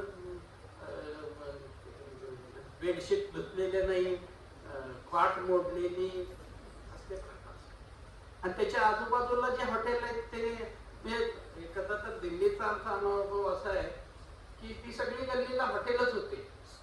आणि याने आम्ही ऑनलाईन बुकिंग केलं त्याच्या 1/4 दरात होते हॉटेल. आता घरच्या लोकांनी घेऊन जायचं म्हटलं तर पर्याय नव्हता. आपण ऐन वेळी कुठं शोधत बसायचं. तर दक्षिणेच्या सहली हे आमच्या जास्त झाल्या. फ्रिक्वेन्सी दक्षिणेकडच्या सहलीचे फ्रिक्वेन्सी जास्त झाली. उत्तरेकडे त्या मनानं आता जाणं गरजेचंच होतं. घरच्या लोकांना आग्रा, मथुरा, हरिद्वार, ऋषिकेश वगैरे हे सगळं दाखवणं गरजेचं होतं. आणि उत्तरेकडे प्रवासाला अडथळे पण फार. ज्यावेळी आम्ही गेलो त्यावेळी हिवाळ्याच्या दिवसामध्ये म्हणजे दिवाळीत हे सुट्टी होती तर हिवाळ्यामध्ये दिल्लीला हमखास धोका असतं. रेल्वे बंद, विमान बंद, सगळं बंद. मग दिल्लीला आम्ही हॉटेल बुक केलेलं होतं. आम्ही विमानानं म्हणजे राजधानी एक्सप्रेस कॅन्सल केलेली, कधी जाईल सांगता येत नाही म्हणाले. आणि विमानाने जयपूरला गेलो. साळुंके सर होतेच तिथं. साळुंके सरांनी ऑलरेडी तिथं आम्हाला गाडीची सगळ्याचीच व्यवस्था केलेली होती. आणि मग तिथून आम्ही विमानाला जयपूरला गेलो आणि तिथून गाडी भाड्याची करून दिली. तर हे अडथळे पण फार. आता ह्या प्रवासामध्ये आम्ही प्रवासाला जे जात होतो त्यांनीच म्हणजे त्यांचंच फक्त ह्याच्यात मोठं कॉन्ट्रीब्युशन आहे असं नाही. तर त्याच्यामध्ये घरच्या लोकांनी आम्हाला कधी अडवलं नाही किंवा टोकलं नाही, कशाला इकडे जाताय. आणि आमची सवय म्हणजे काय, एका ठिकाणी 2-2, 3-3 वेळा जायचं. म्हणजे असं कधी म्हटलं नाही अरे तुम्ही गेल्या महिन्यात तर जाऊन आलाय की तिकडे, आम्ही कशाला चाललाय. तर त्यावेळी दुसरे मित्र होते, आता आणखी दुसरे मित्र आहेत त्यांच्या बरोबर चाललोय. म्हणजे त्याचंही मोठं योगदान आहे याच्यामध्ये. त्यानंतर मित्र आमचे न कंटाळता सहभागी होतात. आणि हे जी माझी एक सवय आहे, हे काय आपण अनुभवलं, जे काही आपण पाहिलं ते सगळ्यांना सांगायचं. ऐकवायचंच, त्याची ऐकायची इच्छा असू दे नसू दे, ऐकवायचंच. त्याचाच परिणाम म्हणून आता हे पुस्तक तुम्हाला वाचायला द्यायला लागले. ते वाचाल तुम्ही, मला खात्री आहे. जे काही मला सांगायचं आहे ते ह्याच्यात आलेलंच आहे. या निमित्तानं मला फक्त माझ्या हे पुस्तक मी माझ्या त्या मित्राला हे केलेले, ते आमचे खरं तर कॅप्टन होते आमचे ते राजपूत. आणि मोठं कॉन्ट्रीब्युशन असायचं त्यांचं हे सगळं नियोजन करण्यामध्ये. कानडी येत असल्यामुळं त्यांना कानडी येत होतं, त्यामुळं कर्नाटकातल्या बरेचसे दौरे हे आम्ही म्हणजे त्यांनीच आयोजित केलेले होते. आणि त्यांचं एकूण जे योगदान होतं आमच्या ह्या सगळ्या सहलीमध्ये ते आता यापुढं काय फारसं जमेल असं वाटत नाही आहे. आम्ही आपलं आता काय सुखसोयी पण वाढलेल्या आहेत. कुठलीही माहिती तर पटदिशी मिळते, गुगलवर मिळते, कुठेही मिळते माहिती. हॉटेलचं नावं मिळतात, आपल्याला लगेच माहिती होतात. जेवणाबद्दल किंवा कुठल्याही याच्याबद्दलची माहिती लगेच ताबडतोब मिळते. आता गाडीमध्ये 4 व्हीलर चालले जातो, GPS लावलं की ते शॉर्टकटनं पण नेतंय, लॉंगकटनं पण नेतंय. आणि असं काय हे राहिलेलं नाही याच्यामध्ये, जे म्हणतो ना आपण चॅलेंजिंग काय राहिलेलं नाही आहे. निवांत जायचं, निवांत यायचं. त्यामुळे काय आताच्या या ट्रिपला काय फार राहिलेलं नाही आहे, सांगण्यासारखं काय फारसं नाही राहिलेलं. आणि लोकही आता म्हणजे आमच्याकडे तर ते बाळूमामा जवळ आहे ना, अमावास्येच्या दिवशी रात्रभर आम्हाला झोप लागत नाही. रस्त्याने एवढी वाहनं आणि मोठमोठ्यांना लाऊडस्पीकर लावून चाललेले असतात. त्यांनी गाव जवळ आले की जरा वेग कमी करतात, मोठ्यांना अजून लावतात, उठा म्हणून सांगतात आणि जातात पुढे. तर ही घरात घरची मंडळी पण म्हणत असते, चला आता शनिवार रविवाराला चला. ते जे आता अमेरिका आणि ह्याच्यामध्ये जी परिस्थिती आहे ना, वीकेंडला बाहेर जाणं. शुक्रवारी संध्याकाळी तयार म्हणजे मी बघितलं अमेरिका आणि ह्याच्या ऑस्ट्रेलियामध्ये त्या सायकली लावतात, 2-3 सायकली मागच्या बाजूला गाडीच्या जोडतात आणि मुलं, बायको, नवरा सगळे ह्याला जातात, वीकेंडला फिरायला जातात. आता तसंच झालंय आपल्याकडे पण, ते झाले सेम, काही फरक नाही पडत. चांगली गोष्ट म्हणजे आपण म्हणजे घरच्या लोकांना घेऊन फिरायला जातात, ही चांगलीच गोष्ट आहे.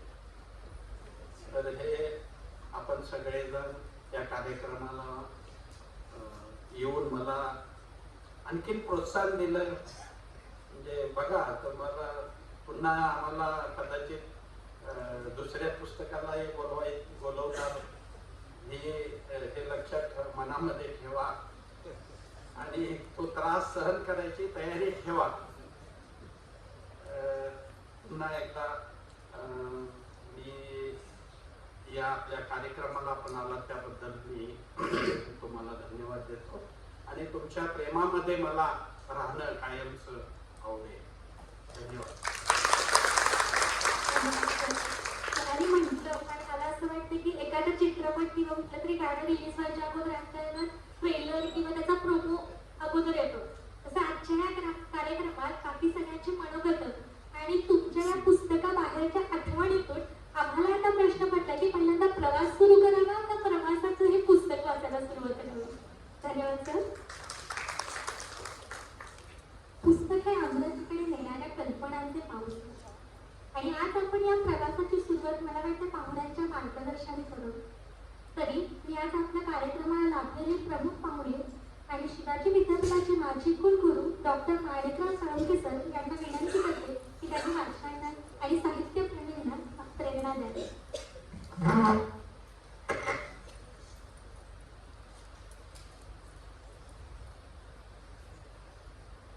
सर्वांना माझा नमस्कार.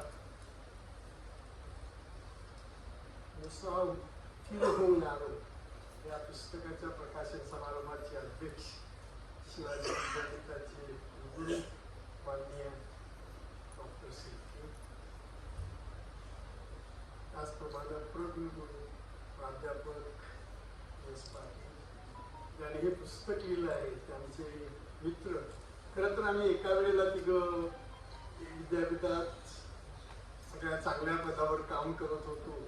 ते प्राध्यापक एस पाटील, विद्यापीठाचे कुलसचिव डॉक्टर BN शिंदे. मला वाटते त्यांना कदाचित BS पाटलांची प्रेरणा मिळत. आता पुस्तक घेण्याशिवाय ते काय करतच नाही. त्यांचा एकच शौक आहे, पुस्तकं लिहिणं. ते doctor BN Shinde, Meena Poddar madam, Bhagyashree, प्रकाशनच्या भाग्यश्री. आणि आज खरं मला अगदी जुन्या मित्रांना माझी अपेक्षा नव्हती. या ठिकाणी डॉक्टर शिलानाथ जाधव येतील, डॉक्टर आमचे दुसरे मित्र जोके साहेब येतील, कुंभार साहेब असतात हे माहीत आहे, परंतु अगदी पुण्यावरून मंडळी आज या कार्यक्रमासाठी आलेले. आपण विद्यापीठातील सर्व BS पाटलांच्यावर प्रेम करणारे आणि इतर पुस्तकप्रेमी मंडळी या ठिकाणी उपस्थित आहेत. दोन त्यांचे सहकारी ज्यांनी या सगळ्या प्रवासात साथ दिलेली आहे ते सर्व आहेत मित्र, भगिनी, बंधू, मित्र. खरं तर मी सुरुवात जरा अगदी वेगळी करतो. माझा आणि DS पाटलांचा संबंधावर सुरुवात करतो. मी शिवाजी विद्यापीठात कुलगुरू आलो की नाही त्यावेळेला डोक्यात एक अश्वमेध घेऊन आलो. त्या अश्वमेधवर एवढी चर्चा विद्यापीठात होती, मी म्हटलं की गेलं की मला अश्वमेध पाठीमागे लागणार. आणि अश्वमेध पाठीमागे लागू नये म्हणून पहिल्यांदाच मी मुंबई विद्यापीठात विचार केला काय करायचं, तर आपण या विद्यापीठासाठी फायनान्शियल सिस्टीम कशी पाहिजे ह्याच्यासाठी अकाउंट कोड तयार करायचा. कारण तो मुंबई विद्यापीठात होता त्यावेळेला, एक जुना ब्रिटिशांच्या काळातला होता, तो काही बदललेला नव्हता. आणि आल्यानंतर बरं काय ही जबाबदारी मी DS पाटलांना दिली. आणि खरोखर मला सांगायला आनंद होतोय, तुम्हाला कदाचित पटणार नाही की आम्ही त्यावेळेला अकाउंट नोट तयार केला भविष्यात काही गडबडी होऊ नयेत म्हणून. आणि तो अकाउंट कोड नंतरच्या काळामध्ये महाराष्ट्र शासनानं सगळ्या विद्यापीठांना तो लागू केला. म्हणजे ही सगळी किमया मी करू शकतो याला जबाबदार DS पाटील आहे. त्याच वेळेला मी आधी म्हटलं त्यांना की आपण सॉफ्टवेअर आधीपासून सुरुवात झालेली होती, पण ते सॉफ्टवेअर बरं का माझी आजपर्यंत सॉफ्टवेअरची कल्पना नाही. त्या कंपनी बरोबर करार करायचा आणि ते कधीच त्याच्यामध्ये डेटा फीड होत नाही आणि कधीच सॉफ्टवेअर पूर्ण होत नाही. परंतु मला वाटतं ते शिलानाथ जाधवांचा त्यांना अनुभव होता आणि त्यामुळं कदाचित ते कायमपणे त्याचा उल्लेख करायचे. आणि त्यावेळेला हेही काम करू शकलो की आणि इथल्या कर्मचारी ते वापरतील ह्याची काही खात्री. सगळे कर्मचारी बरं का त्यावेळेला मला आता आहे त्या ठिकाणी बरेच सगळे नाराज होते हे करतोय म्हटल्यानंतर. मी म्हटलं तुम्हाला पत्ते खेळायला मिळते, कारण काम नाही मिळणार, इतकं काम कमी होणार आहे. कुणी आणि कर्मचारी काही कुणी कमी होत नाही. त्या ठिकाणी सगळे कर्मचारी असतील, तुम्हाला आराम करायला मिळेल अतिशय ट्रान्सपरंट पद्धतीचं.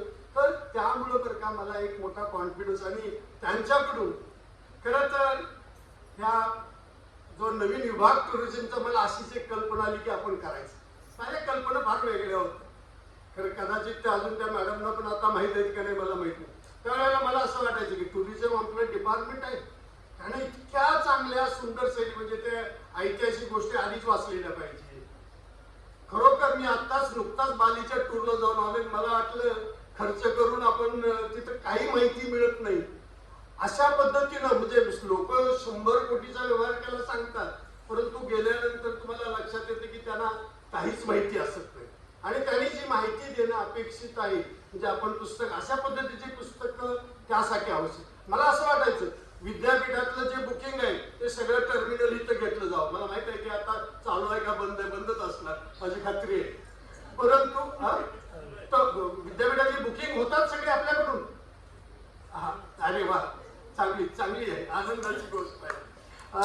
तर त्या ठिकाणी बरं का बुकिंग व्हावी अशा सगळ्या अशा वेगवेगळ्या कल्पना मनामध्ये असायच्या. आणि या विभागाकडून काहीतरी वेगळं काम व्हावं. आणि त्या ठिकाणी सुरुवात आम्ही अगदी DS पाटील साहेबांचं जे पुस्तक आहे निळे पाणी आणि पांढरी निळे पाणी आणि पांढरी वाळू या पुस्तकाच्या प्रकाशनाने केली. आणि ते अतिशय चांगलं पुस्तक झालं होतं. आणि त्यानंतर आम्ही ते अभ्यासक्रमात लावलं की ज्याचा हे होतं की पुस्तक वाचून कुठेही सहलीला जाण्याच्या अगोदर आता तरी सगळीच गुगलवरती माहिती अवेलेबल आहे, परंतु त्या पद्धतीची माहिती उपलब्ध करून द्यावी हा त्याच्या मागचा उद्देश होता.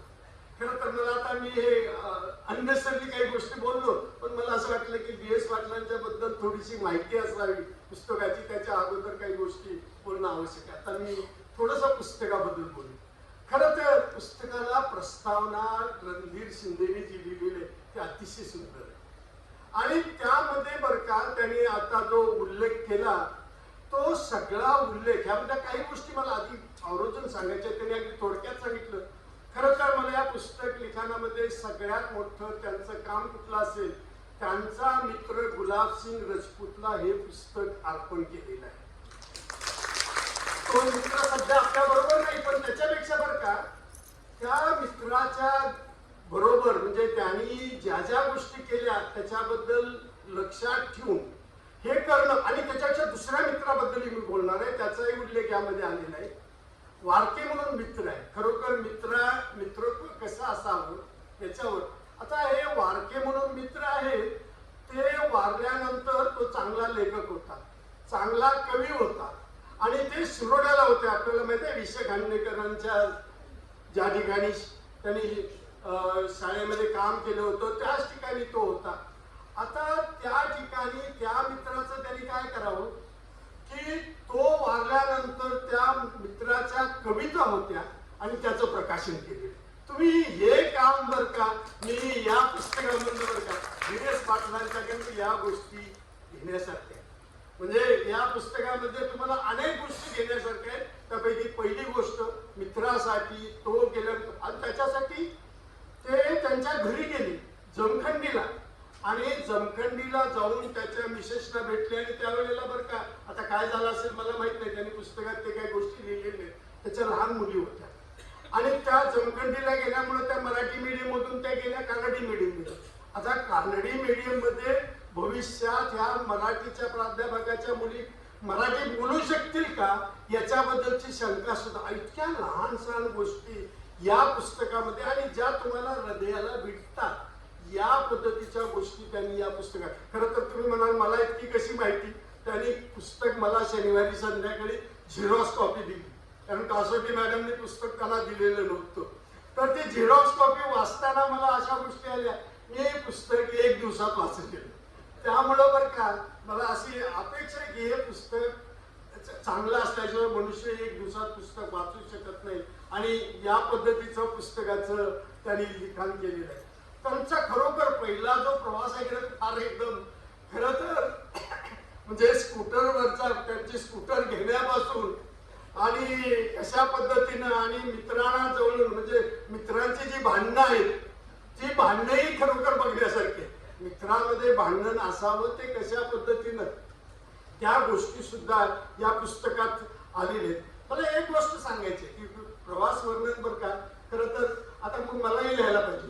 तुम्ही ठिकाण कुठल्या गेलाय त्या ठिकाणाला कुठल्याही गेलेलं नाही असं नाही, सगळ्या ठिकाणी गेलो. मला काही ते लिहिता येणार मी अगदी सांगतो की काही झालं तरी मी जरी लिहायचं ठरवलं कारण मी प्रवासासाठी म्हणून गेलो नाही, मी कार्यालयीन कामासाठी गेलो आणि तिथं लोकांनी मला सगळ्या गोष्टी तुम्ही जे बघितले ते सगळं मला दाखवलं. त्यामुळे मला त्याच्यामध्ये काही असं हे नाही, परंतु त्यामध्ये तुम्ही ज्या पद्धतीनं त्या ठिकाणाला गेला आणि त्या ठिकाणी पाहिलं ही गोष्टी सगळ्या मला बघितल्या की मला ते आश्चर्य वाटतं. म्हणजे त्या काळामध्ये या पद्धतीनं धाडस करणं हे धाडसी स्वभाव आहे. दुसरी गोष्ट बरं का मी नुकताच 2-3 महिन्यापूर्वी मला म्हणजे त्या पुस्तक मनुष्य इतकं आठवणी ठेवून कशा पद्धतीनं लिहू शकतो. मला वाटतं तुमच्याकडे एक वेगळा गुण आहे. आजपर्यंत सगळ्यांनी सांगितले की तुम्हाला रोज निश्चित लिहायची जी सवय आहे त्याचा उपयोग निश्चितपणे झाले, पण याच्यापेक्षा दुसरा जादा उपयोग कशाचा झालाय असं माझा एक हे आहे. म्हणजे मला असं वाटतं तुम्हाला झालाय, तुम्हाला तुमच्याकडे ती शक्ती आहे तुम्हाला कदाचित माहीत असणार नाही आणि मला त्याचा उल्लेख करायचा आहे. कारण मी नुकतंच बरं का भटिंडा विद्यापीठामध्ये काही लेक्चरसाठी मला बोलवलं आणि त्या ठिकाणी माझा सेंट्रल युनिव्हर्सिटी राजस्थान मधला एक विद्यार्थी होता आणि त्याचं नाव आहे मीना. आता त्या विद्यार्थ्यानं बरं का मला त्या लेक्चरमध्ये लागणार मी काही गोष्ट सांगितली तो सगळं पटापटा करायचं आणि कुठली गोष्ट इकडची तिकडे व्हायची. मी खरं सांगतो माझ्याबरोबर काम करायचं मी 10 गोष्टी एका वेळेला सांगतो आणि त्या लक्षात ठेवणं आणि त्या करणं हे फार अवघड काम आणि तू का करतो मी त्याला शेवटी विचारलं हे तुला कसं शक्य आहे.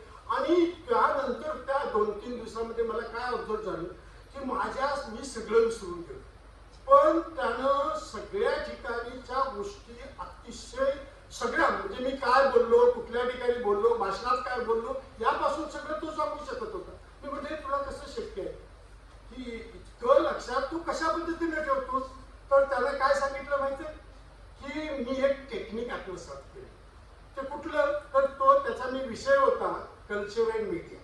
आता हा विभाग वेगळा विभाग मी तिथे राजस्थानमध्ये गेल्यानंतर सुरू केलेला होता. आता या कल्चर अँड मीडियामध्ये तो फोटोग्राफी चांगला करायचा आणि मी कार्यक्रम मला एक आवडतं म्हणजे मी आता जसं म्हटलं हे करायचं ट्रॅव्हल टुरिझमचं तसं मला प्रत्येक गोष्ट विद्यापीठात इनबिल्ट पाहिजे असायची आणि त्यामुळे मी विद्यापीठात प्रोफेशनल फोटोग्राफर मला नको असायचा. मला फोटोग्राफर कोण पाहिजेत? माझे विद्यार्थी. आणि आम्ही विद्यार्थ्यांना सगळ्या गोष्टी, सगळे इक्विपमेंट वापरायची फ्री परवानगी दिली. तर त्या ठिकाणी त्यानं फोटोग्राफीमुळे बरं का, त्या सगळ्या फोटोग्राफीमुळे मी जे जे कार्यक्रम अटेंड करायचे त्या ठिकाणी तो फोटोसाठी असायचा. अगदी जेवणापर्यंत सगळ्या गोष्टीपर्यंत तो फोटो घेतल्यामुळं. आणि त्या ठिकाणी त्यानं व्हिज्युअल मेमरायझेशन, फोटो बघितल्यानंतर तुमच्या सगळ्या मेमरी ह्या होतात.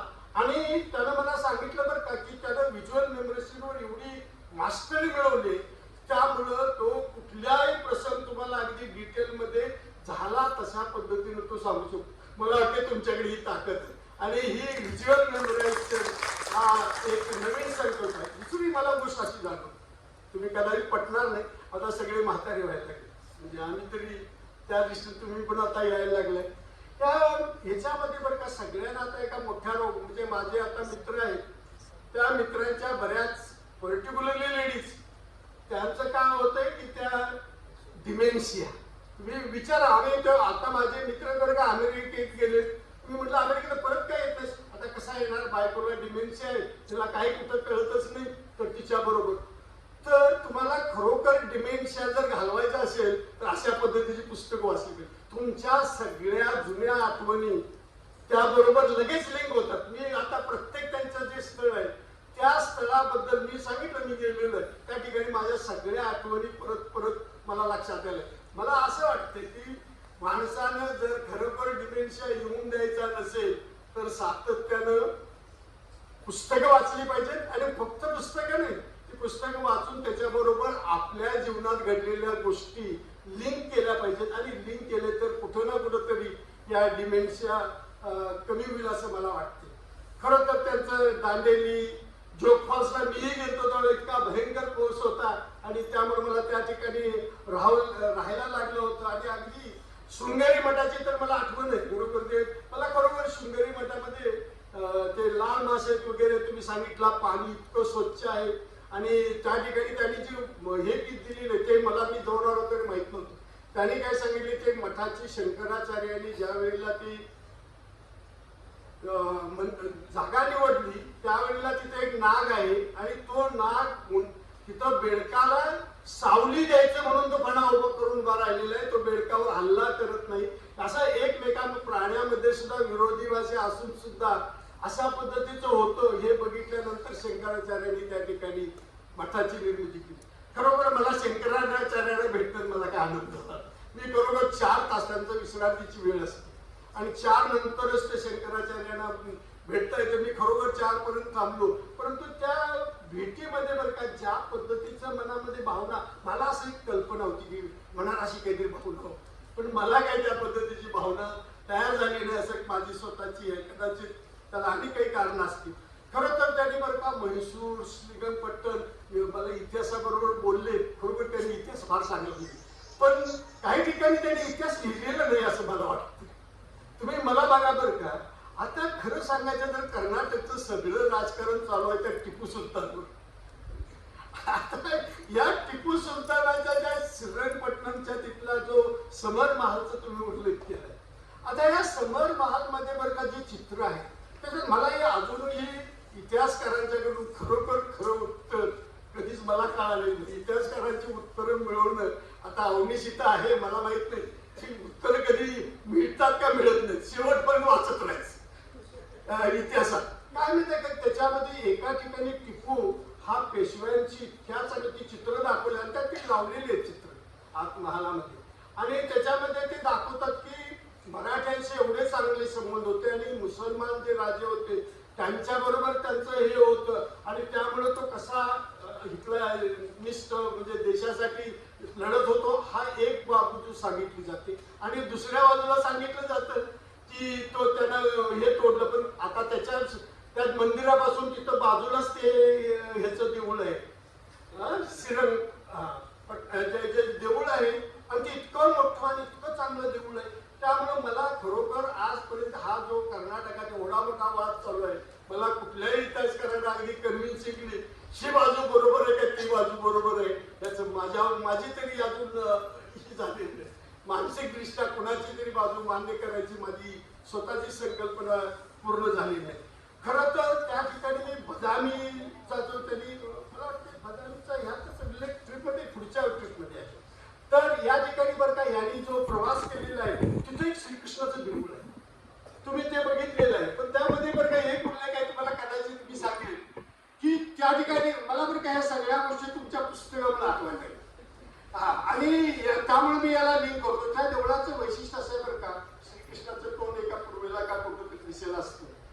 पण त्या ठिकाणी त्यांनी बरं का असं आहे की त्या ठिकाणी एक रिझर्व कॅटेगरीचा मनुष्य तो देवाचा इतका चांगला भक्त आहे आणि तो सारखा जाऊन देवळात उभा राहायचा, पण त्याला दर्शन घ्यायला बंदी होती आणि त्यामुळे तो देवळाच्या पाठीमागे बसलेला आहे आणि त्या ठिकाणी त्या देवानं काय केलेलं आहे की तो देव फिरलेला आहे.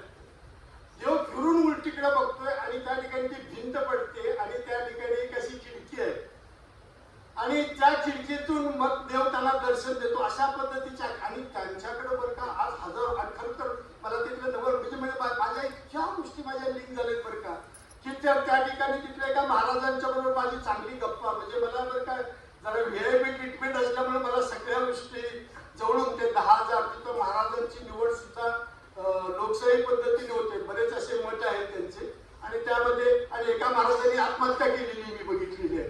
त्याला आत्महत्या होती का खून होता याच्याबद्दलही वाद आहेत कारण मुक्ती संपत्ती त्या मठाशी संबंधित आहे.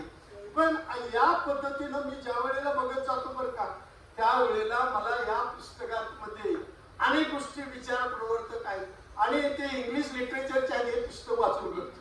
त्यांनी अनेक उल्लेख केलेले अनेक मोठ्या मोठ्या लेखकांना त्याच्या ज्या गोष्टी आहेत मी म्हटलं ही गोष्ट इथं कशी काय लिंक केली. मला खरोखर त्यावेळेला मला आठवत नव्हतं कदाचित मी पण आता थोडा थोडा विसरमळा व्हायला लागले त्यामुळे मला तुमचं पूर्वी इंग्लिशचं MA आहे मी कदाचित विसरून गेलो असेल. खरं तर नंतरची ट्रिप बरं का खरोखर आपल्याला बरं का कास पठाराचा आज इतकं बातम्या येतात दररोज असं झालं. पण ज्या वेळेला कास पठार हे लोकांच्या ह्याच्यामध्ये नव्हतं पर्यटन स्थळात नव्हतं त्यावेळेला त्यांनी जी कास पठाराची आणि महाबळेश्वरची जी ट्रिप केलेली आहे आणि त्याचं जे वर्णन केलेलं आहे खरोखर मी सांगेन तुम्ही कदाचित याच्याकडे अगदी वेगळ्या दृष्टीने या पुस्तकाकडे बघून ते पुस्तक वाचणं आवश्यक असेल माझी स्वतःची धारणा आहे त्यामध्ये. आणि मला बरं का त्या ट्रिपचं म्हणजे अगदी वेगळ्या पद्धतीनं अगदी कृष्णेचा कोयनेच्या उपमापर्यंत चालत जाणं आणि हे बघणं हे अतिशय धाडसी गोष्टी आहेत आणि या धाडसी सगळ्या गोष्टी केलेल्या आहेत.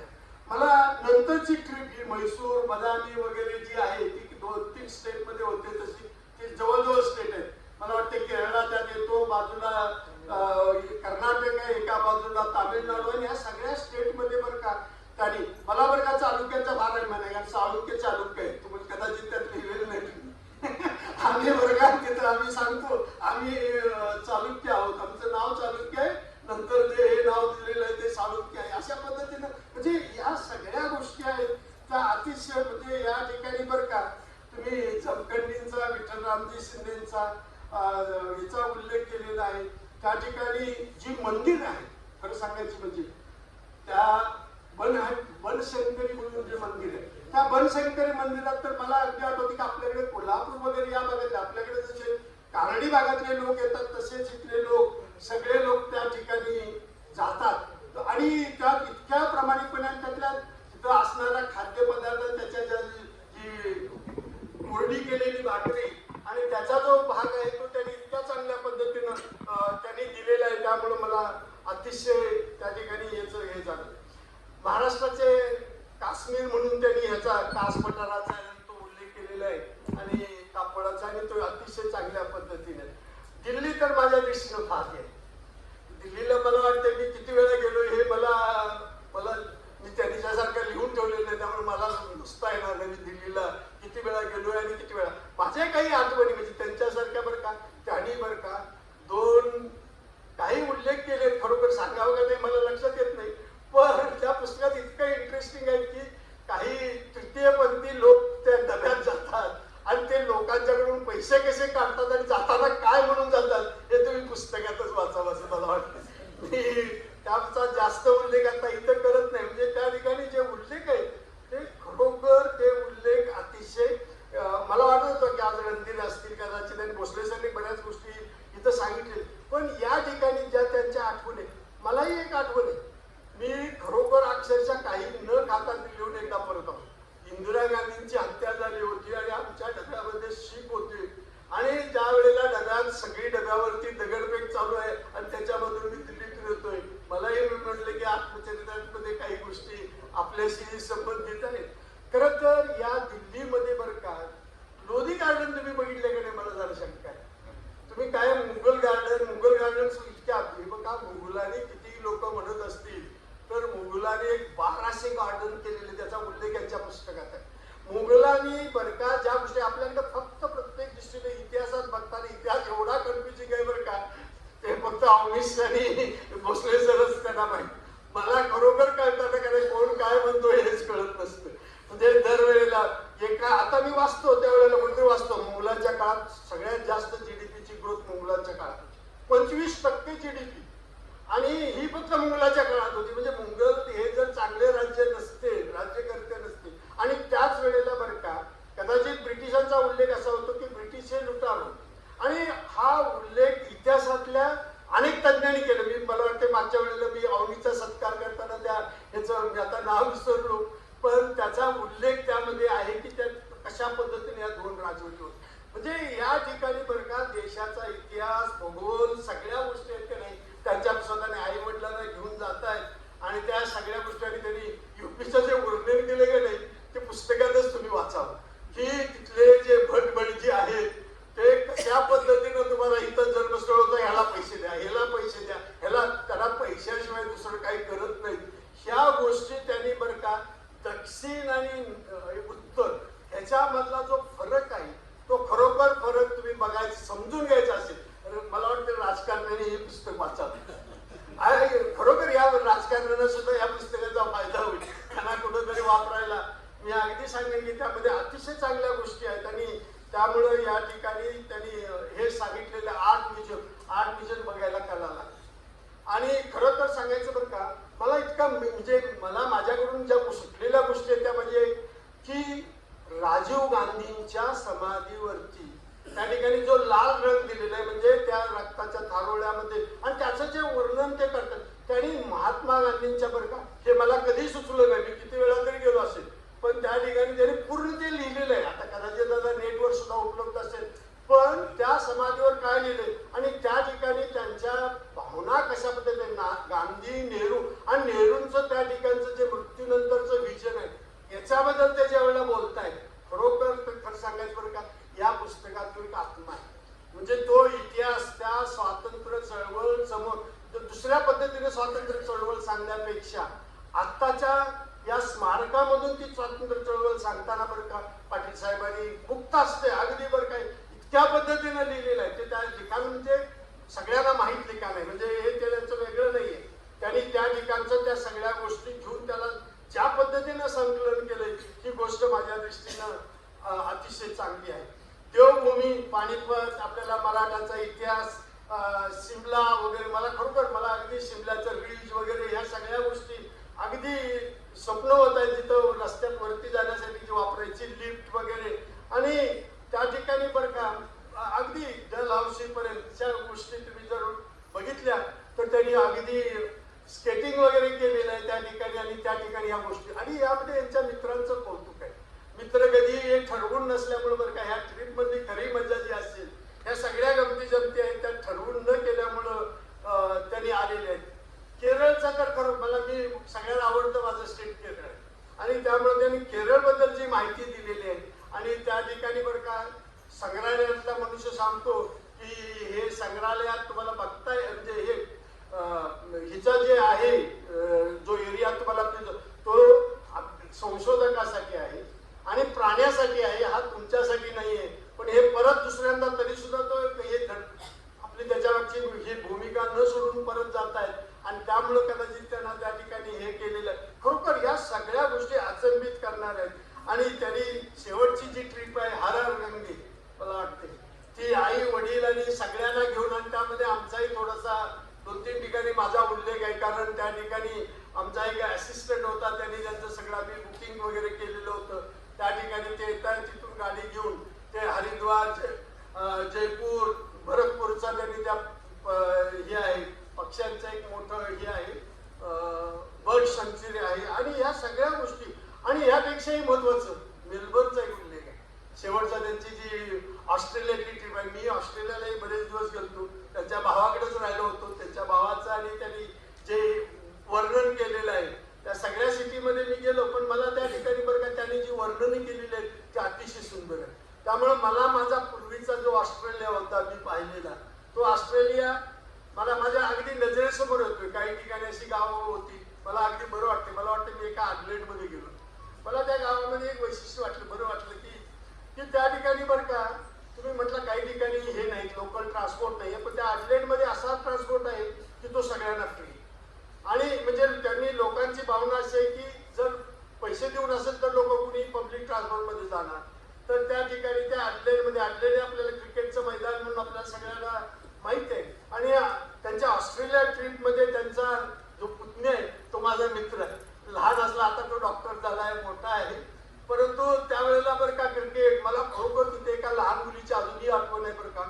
ती त्यावेळेला लहान मुलगी मराठी म्हणजे त्यांच्या इंग्रजी शाळेमध्ये 3री-4थीला असेल मुलगी. ती त्याची मैत्रीण होती, ती तिथं त्याला भेटायला आली. तिनं मला बरं का आपल्याकडे बरं का ज्या गोष्टीवर आपण बोलायला घाबरतो की आता या ठिकाणी वुमन एम्पॉवरमेंट सेल आपण परत जो नवीन हे करतो विशाखा जजमेंट खाली, तर त्याची ती मी प्रमुख आहे शाळेमध्ये. आणि ते कशा पद्धतीनं कुणी बिहेव करताना, कशा पद्धतीनं कुणी टच करता कामा नये, इतक्या गोष्टी ओपन. म्हणजे त्या मुलांचं वैशिष्ट्य आपल्याला खरोखर आपल्याकडं आपला आणि बालकामध्ये संवाद नाही आहे. आपल्याकडे जो प्रकारचा संवाद आहे आणि या गोष्टी बरं का या पुस्तकातून मला बरं का ते सगळा समोर उभा करताय. आणि त्यामुळं बरं का हे पुस्तक अतिशय वाचनीय झालेलं आहे. सांगण्याचा उद्देश होता, मी 1 दिवसात पुस्तक वाचलेलं आहे. खरोखर सगळ्यांनी हे पुस्तक वाचण्यासारखं आहे. आणि इतिहासाच्या दृष्टीनं, राजकारणाच्या दृष्टीने सांगितलं त्याला बरेच कंगोरे आहेत की ललित साहित्य आहे का नाही मला माहित नाही. तुमच्या याच्यात थोडा ललितचा भाग आलेला आहे, कारण त्याच्यावर हे समीक्षक बरंच भांडत असतात. भोसले सरांनी त्याच्यात उल्लेख केलेला आहे, हे ललित साहित्य आहे किंवा नाही. मला वाटते काही का असेना वाचनीय आहे आणि हे अतिशय चांगलं आहे. त्यामुळे मी तुम्हाला शुभेच्छा देतो. भविष्य काळात थांबायचं नाही, आपण भविष्य काळात पुढेही लिहित राहाल याच्याबद्दल खात्री आहे. आणि अतिशय चांगल्या पद्धतीनं पुस्तक लिहिल्याबद्दल. आणि आपण बरं का मला खरोखर शेळके सरांनी 1 मिनिटामध्ये सांगितलं. त्यांनी फोन केल्या की त्यांनी मला सांगितलं होतं की आपण बाहेर शाहूचा तो वरचा हॉल आपण घेऊ, नसेल तर आपण एक हॉटेल. मागच्या वेळेला त्यांनी आमचा एक कार्यक्रम मधला कोविडच्या काळामध्ये मधला आणि सगळ्या प्रकाशनाला आम्ही 3 आहोत. तर हा एक वैशिष्ट्य आहे. पुढच्याही प्रकाशनात लक्षात ठेवा, हे आम्हाला बरं का बोलायचं राहू नका. आणि सगळ्या प्रकाशनाला आम्ही येऊ. आणि या ठिकाणी मी एवढं मनापासून मला जे मनात आलं ते बोललो, ते सगळ्यांनी आपण शांतपणे ऐकून घेतलं, याबद्दल धन्यवाद देतो. आणि या ठिकाणी थांबतो. जय हिंद, जय महाराष्ट्र. धन्यवाद सर. लेखकाच्या मैत्रीच्या समर्पणाबद्दल सरांनी सांगितलं. त्याचसोबत मला वाटतं लेखकाच्या त्या शब्दातून व्यक्त झालेला प्रवासाचा आत्मा आहे सरांच्या भाषणातून मला वाटतं तो सगळ्यांच्या समोर जिवंत झालाय. आणि नक्कीच ते पुस्तक वाचण्याची इच्छा प्रत्येकाच्या मनात जागृत झाली आहे. धन्यवाद सर. यानंतर अध्यक्षीय मनोगत व्यक्त करण्यासाठी आपले माननीय कुलगुरू डॉक्टर डी शेट्टी सर यांना मी विनंती करते की त्यांनी अध्यक्षीय मनोगत व्यक्त करावे. सर्वांना नमस्कार. शिवाजी विद्यापीठाचे माजी वित्त लेखा अधिकारी यांनी लिहिलेलं मुसाफिर गुण यारो या पुस्तकाचा प्रकाशन सोहळ्याचे प्रमुख पाहुणे, प्रमुख वक्ते, शिवाजी विद्यापीठाचे माजी कुलगुरू आदरणीय डॉक्टर माणिकराव साळुंखे, व्यासपीठावर माझे सहकारी प्राध्यापक DS पाटील, लेखक DS पाटील साहेब, कुलसचिव डॉक्टर VN शिंदे, पर्यटन प्रवास सुविधा केंद्राच्या प्रमुख माझे सहकारी डॉक्टर मीना पोद्दार, भाग्यश्री प्रकाशनच्या भाग्यश्री पाटील आणि सभागृहामध्ये गेले 2-2.5 तास मुसाफिर गु यारोचा आस्वाद घेणारे आपण सर्वजण, त्यामध्ये आमच्या वित्तलेखा अधिकारी पण आहेत, त्यांचे सगळे सहकारी आहेत आणि पाटील सरांच्यावर प्रेम करणारी, भरभरून प्रेम करणारी सगळी मंडळी आहे. आता इतकं सगळं बोलल्यानंतर अध्यक्षीय औपचारिकता करण्यासाठी मी इथं उभा आहे. पण आता जवळजवळ सगळ्यांनी आपल्या घड्याळात पाहिलं असेल कार्यक्रम कधी संपतोय का आणि पुस्तक कधी घेतोय अशी परिस्थिती आहे. एवढी उत्सुकता सगळ्यांची शिगेला गेलेली आहे, ते पुस्तक वाचायलाच पाहिजे. पाणी आणि पांढरी वाळू आणखी एक वैशिष्ट्य की व्यासपीठावर मी कुलसचिव म्हणून काम करत होतो त्यावेळेला. त्यामुळे तुमच्या 4थ्या पुस्तकाला असणार आहे, फक्त आता कुठल्या कॅपॅसिटीचं असणार आहे माहित नाही. हा, ती मोठं पद आहे. पुस्तक मलाही रविवारी संध्याकाळी सरांनी दिले, एक कॉपी, झेरॉक्स कॉपी दिली होती त्याची. ती संध्याकाळी आणि दुसऱ्या दिवशी सकाळी वाचत राहिली होती. आणि दिल की धडकन दिल्ली वाचलं आणि मग मला राहवलं नाही. मग 2 ओळीचाच विशेष पाठवला सरांना, लगेच प्रतिक्रिया दिली. तर म्हटलं आता कार्यक्रम होईल, भाषणं होतील, सगळं होईल, पण आता वाचल्यानंतर जे राहत नाही ते सांगायला पाहिजे लगेच. त्यामुळे त्यांना सांगितलं की जे आता सावंती सरांनी सांगितलं तेच मी सांगितलं की म्हटलं अत्यंत भावूक आणि हृदयस्पर्शी म्हणलं हे लिखाण दिल्लीचं झालेलं आहे. आणि म्हणजे मला वाटत नव्हतं की अशा प्रसंगी तुम्ही हे सगळं लिहाल. त्याचं उत्तर आलं त्यांनी. त्यांनी पण 2च शब्द लिहिले. म्हणजे त्या दिवशी खूप रडलो म्हणले. म्हणजे साळुंखे सरांनी जे सांगितलं त्याला हा हळवेपणा, संवेदनशीलता ही महत्वाची दिसते. पाटील सरांचं बोलणं असं रांगडं असं वाटल्यानंतर त्यांना आज कुणालाही वाटणार नाही ते हळवे असतील, ते संवेदनशील असतील. पण तो एक कोपरा जो आहे मनातला तो अतिशय असा आहे तो. आणि जिथं जिथं तुम्हाला असा प्रसंग येईल त्यावेळेला तो ते दिसेल त्यांचं हळवंपण किंवा त्यांची संवेदनशीलता. त्यांच्या सगळ्या एकंदरीत या सगळ्या व्यवहारामध्ये त्यांच्या भाषेत भटकंतीच्या व्यसनामध्ये जमेच्या बाजू काय असतील तर त्यांचं एक मित्रमंडळीचं टोळकं असं म्हणतो मी. चांगला शब्द वापरतो मी. सगळ्यात मोठी जमेची बाजू. हाक मारल्यानंतर तयार होणारी मित्रमंडळी असेल तर जाणाऱ्याला उत्साह येतो.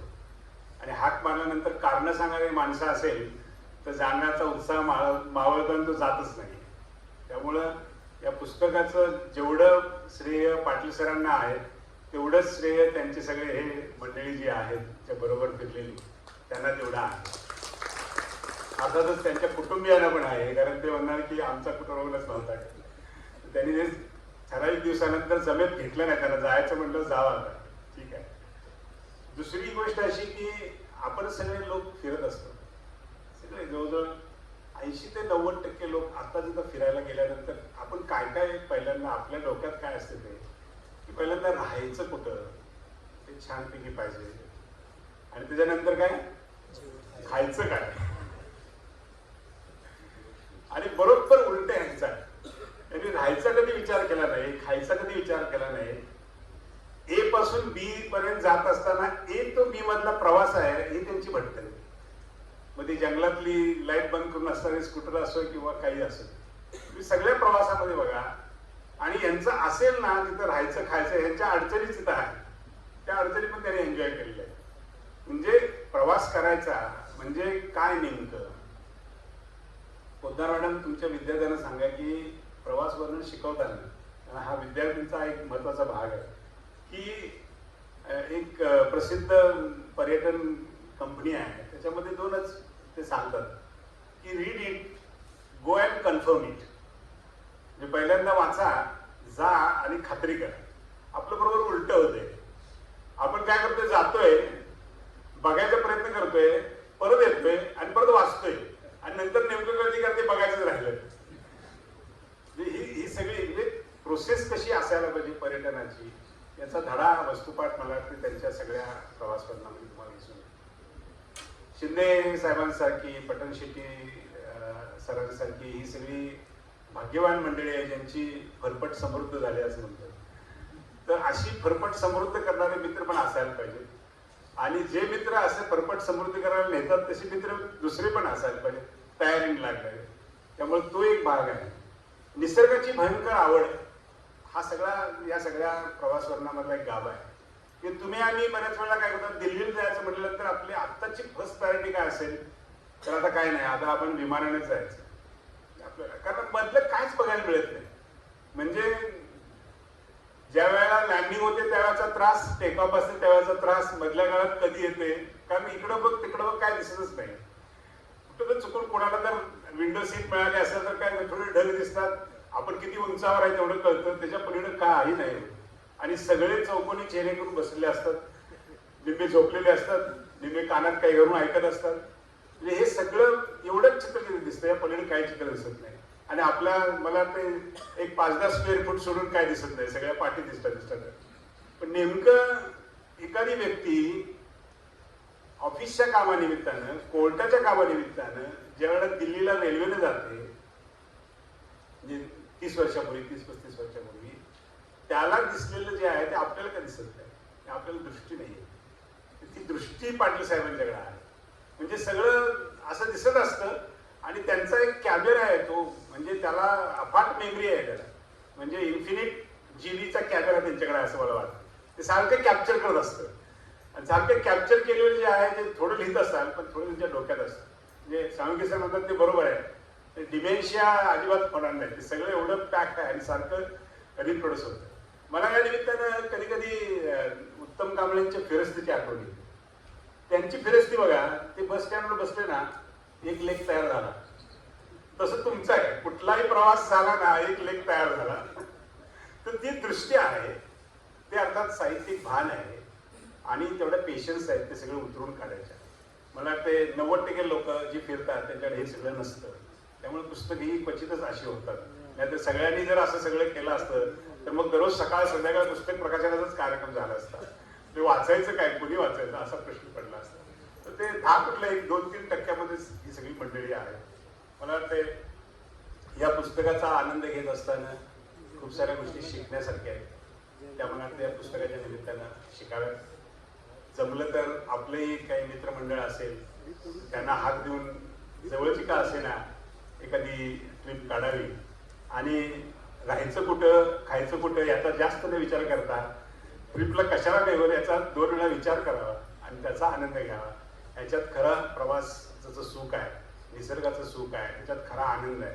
नाहीतर खायच्या सगळ्या गोष्टी आता 1-2-4 नंबर फिरवले की वाटेल त्या गोष्टी तिथं आपल्याला मिळू शकतात. परंतु जरा त्याच्याकडं सेकंडरी म्हणून बघून या सगळ्या गोष्टीचा आनंद जर आपण घ्यायचा विचार केला तर खरंच जीवन आनंदमय होईल. खूप साऱ्या गोष्टी आहेत पण मी जास्त बोलणार नाही. मी धन्यवाद देईन पोद्दार मॅडमना की माझं आणि पाटील सरांचं बोलणं झाल्यानंतर 2ऱ्या मिनिटाला मी फोन लावला आणि 3ऱ्या मिनिटाला पोद्दार मॅडम म्हणल्या हो सर आपण करूया. त्यामुळे ही सगळी प्रक्रिया 5 मिनिटात पूर्ण झाली होती. पण नंतर मी पाटील सरांना फोनच केला नाही. म्हणलं पोद्दार मॅडमना म्हणलं तुम्ही तुमचीच फोन द्या. म्हणजे असे सहकार्य असणे सुद्धा भाग्याची गोष्ट आहे. त्यामुळं असे सहकारी शिवाजी विद्यापीठामध्ये खूप सारे आहेत, लाभलेत. त्यामुळे हा कार्यक्रम होऊ शकला. भाग्यश्री प्रकाशनला परत एकदा धन्यवाद देतो. मला वाटतं 2रं पुस्तक, पहिलं पुस्तक पण त्यानेच प्रकाशित केलं होतं. हो ते झालं आणि आता 3रं एक होईल भविष्यामध्ये. त्यालाही शुभेच्छा देतो. आपल्या सर्वांना पुस्तक वाचण्याचा आनंद घेण्यासाठी शुभेच्छा देतो आणि थांबतो. जय हिंद, जय महाराष्ट्र. धन्यवाद सर. दृष्टी, साहित्य, भान आणि संयम या त्रिसूत्रीच्या जोरावर लेखकांनी इतकं सुंदर पुस्तक कसं लिहिलंय हे सरांनी व्यक्त केलं. धन्यवाद सर. यानंतर आभार प्रदर्शनासाठी मी व्यासपीठावर भाग्यश्री प्रकाशनाच्या श्रीमती भाग्यश्री पाटील मॅडमांना विनंती करते की त्यांनी आभार प्रदर्शन करावे. सर्वांना नमस्कार. आणि सर्वप्रथम मी सगळ्यांचे आभार मानते कारण तुम्ही खूप वेळ होऊन पण पेशंट ठेवून तुम्ही ऐकत बसला आणि सगळ्यांनी प्रवास वर्णन खूप छान एन्जॉय केला असं मला वाटते कारण ते तुमच्या चेहऱ्यावर मला दिसत होतं. जेव्हा सर साळुंखे सर सांगत होते वर्णन पुस्तकाचं तेव्हा ते पण आपण अनुभवत होतो. आणखीन मला या कार्यक्रमाच्या निमित्ताने अनाऊन्स करायला आनंद होतो की माझं 80व्या पुस्तकाचं प्रकाशन आज इथे झालेलं आहे. खरं तर मी तशी लहान प्रकाशिका आहे, लहान इन द सेन्स की मोठमोठे प्रकाशक आपल्या महाराष्ट्रामध्ये आहेत. त्यामध्ये महिला प्रकाशिका फार कमी आहेत. जवळपास 23 महिला प्रकाशिका आहेत, त्यातली मी एक आहे. आणि त्याचंच थँक्यू गुटेनबर्गच्या सावल्यामध्ये एक पुस्तक प्रकाशन झालं गेल्या महिन्यात मार्चमध्ये. त्या प्रकाशनाला प्रमुख पाहुणे म्हणून साळुंखे सरच होते. आणि यापूर्वी पाऊल पुणंचा शोध मी PS पाटील सरांचं पुस्तक प्रकाशित केलं तेव्हाही प्रमुख पाहुणे म्हणून शिर्के सर, साळुंखे सर होते. तेव्हा मी खूप भाग्यवान समजते की माझ्या या प्रकाशन संस्थेला मला जे काही लेखक भेटलेले आहेत ते खूप प्रतिष्ठित, दर्जेदार आणि मान्यवर लेखक भेटलेले आहेत, ज्यामुळे माझ्या प्रकाशनाची उंची वाढत चालली. त्याबद्दल मला आनंद होतो. आजच्या या कार्यक्रमासाठी सरांनी, मान्य कुलगुरू डी शेट्टे सरांनी हा जो हॉल उपलब्ध करून दिला त्याबद्दल मी सरांचे आभारी आहे. तसंच पर्यटन आणि प्रवास सुविधा केंद्राच्या डॉक्टर मीना पोद्दार मॅडम यांचे आभारी आहे. त्याचबरोबर व्यासपीठावर मान्यवर उपस्थित प्रकुलगुरू PS पाटील सर, कुलसचिव डॉक्टर VN शिंदे सर, ज्यांची यापूर्वी खूप पुस्तकं प्रकाशित झालेली आहेत. जसे महाशी साळके सर बोलले, PS पाटील सरांच्या पाठोपाठ लिखाणाचं ज्यांनी वसा उचललं आहे असे आपले VN शिंदे सर आहेत. त्याचबरोबर साळके सर आहेतच, ज्यांनी आपल्या वाचनामध्ये आवर्जून सांगितलं की हे पुस्तक वाचनामुळं जे वयस्कर लोकांमध्ये डिमेन्शियाचा आजार उद्भवत आहे तो कमी व्हायला मदत होईल, कारण ते वाचताना फ्लॅशबॅक होतो त्यांच्या जीवनाचा. प्लस त्यांनी ऐतिहासिक राजकीयदृष्ट्या ह्या पुस्तकाचंही महत्त्व त्यांनी सांगितलं. त्याबद्दल ते खूपच छान झालं. त्याचबरोबर डॉक्टर अरुण भोसले सर असतील, पुन्हा चंद्रकांत कुमार सर यांनी सरांना वेळोवेळी पुस्तकाच्या लिखाणाच्या वेळेस मदत केली, त्यांनी सांगितलं आपल्याला. त्यानंतर सरांच्यावर प्रेम करणारे, म्हणजे 12 वर्षांनंतर सुद्धा सरांच्यावर तितकेच लोक भरभरून प्रेम करतात, हे इथं कार्यक्रमामध्ये उपस्थित असलेल्या लोकांना लक्षात येतं. आणि पुस्तकामध्ये त्यांनी जे उल्लेख केले, त्यांचे जे मित्र आहेत, अशोक पट्टल शेट्टे आहेत, शिंदे सर आहेत, ते पुस्तक करताना त्या गोष्टी वाचताना मला खूप हसू यायचं आणि छान वाटायचं. मैत्री असावी तर अशी. आणि त्यांची इतकं भांडणं होऊन पुन्हा ते दुसऱ्या दिवशी एकत्र असायचे, म्हणजे असं मनात रागलोक धरून बोलायचं बंद करणं किंवा काय असले काही प्रकार त्यांच्यामध्ये झाले नाहीत. आणि पैशाच्याही अडचणी असून सुद्धा एकमेकांना ते समजून घेऊन प्रेम कसं करत राहिले आणि फिरत राहिले. आणि सरांची, त्यांच्या मित्राची जी त्यांनी कमतरता होती, जे आता नुकतेच गेले राजपूत सर, त्यांना हे पुस्तक अर्पण करून खूप मोठं काम केलेलं आहे. त्यांच्या पत्नी इथे आलेल्या आहेत, त्यांची मुलगामय. सरांचं सर जसे बोलले की ते संवेदनशील आहे, हे त्यांच्या वाचनात, लिखाणातून आपल्याला पदोपदी जाणवतं. आणि हे पुस्तक खूप छान झालेलं आहे. मला वाटतं हे पुस्तक नक्कीच चालेल, आवडेल लोकांना, वाचकांना भावेल असं मला वाटतं एक प्रकाशक म्हणून. आणि आजचा हा कार्यक्रमाला आपण सगळे उपस्थित राहिला त्याबद्दल सर्वांचे आभार.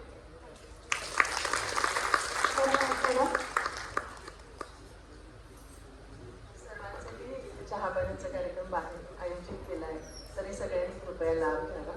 आणि कार्यक्रम इथं संपला असेल आम्ही जाहीर करतो. धन्यवाद. तसेच या पुस्तकाच्या प्रती बाहेर विक्रीसाठी अवेलेबल आहेत. ज्यांना कोणाला या पुस्तकाची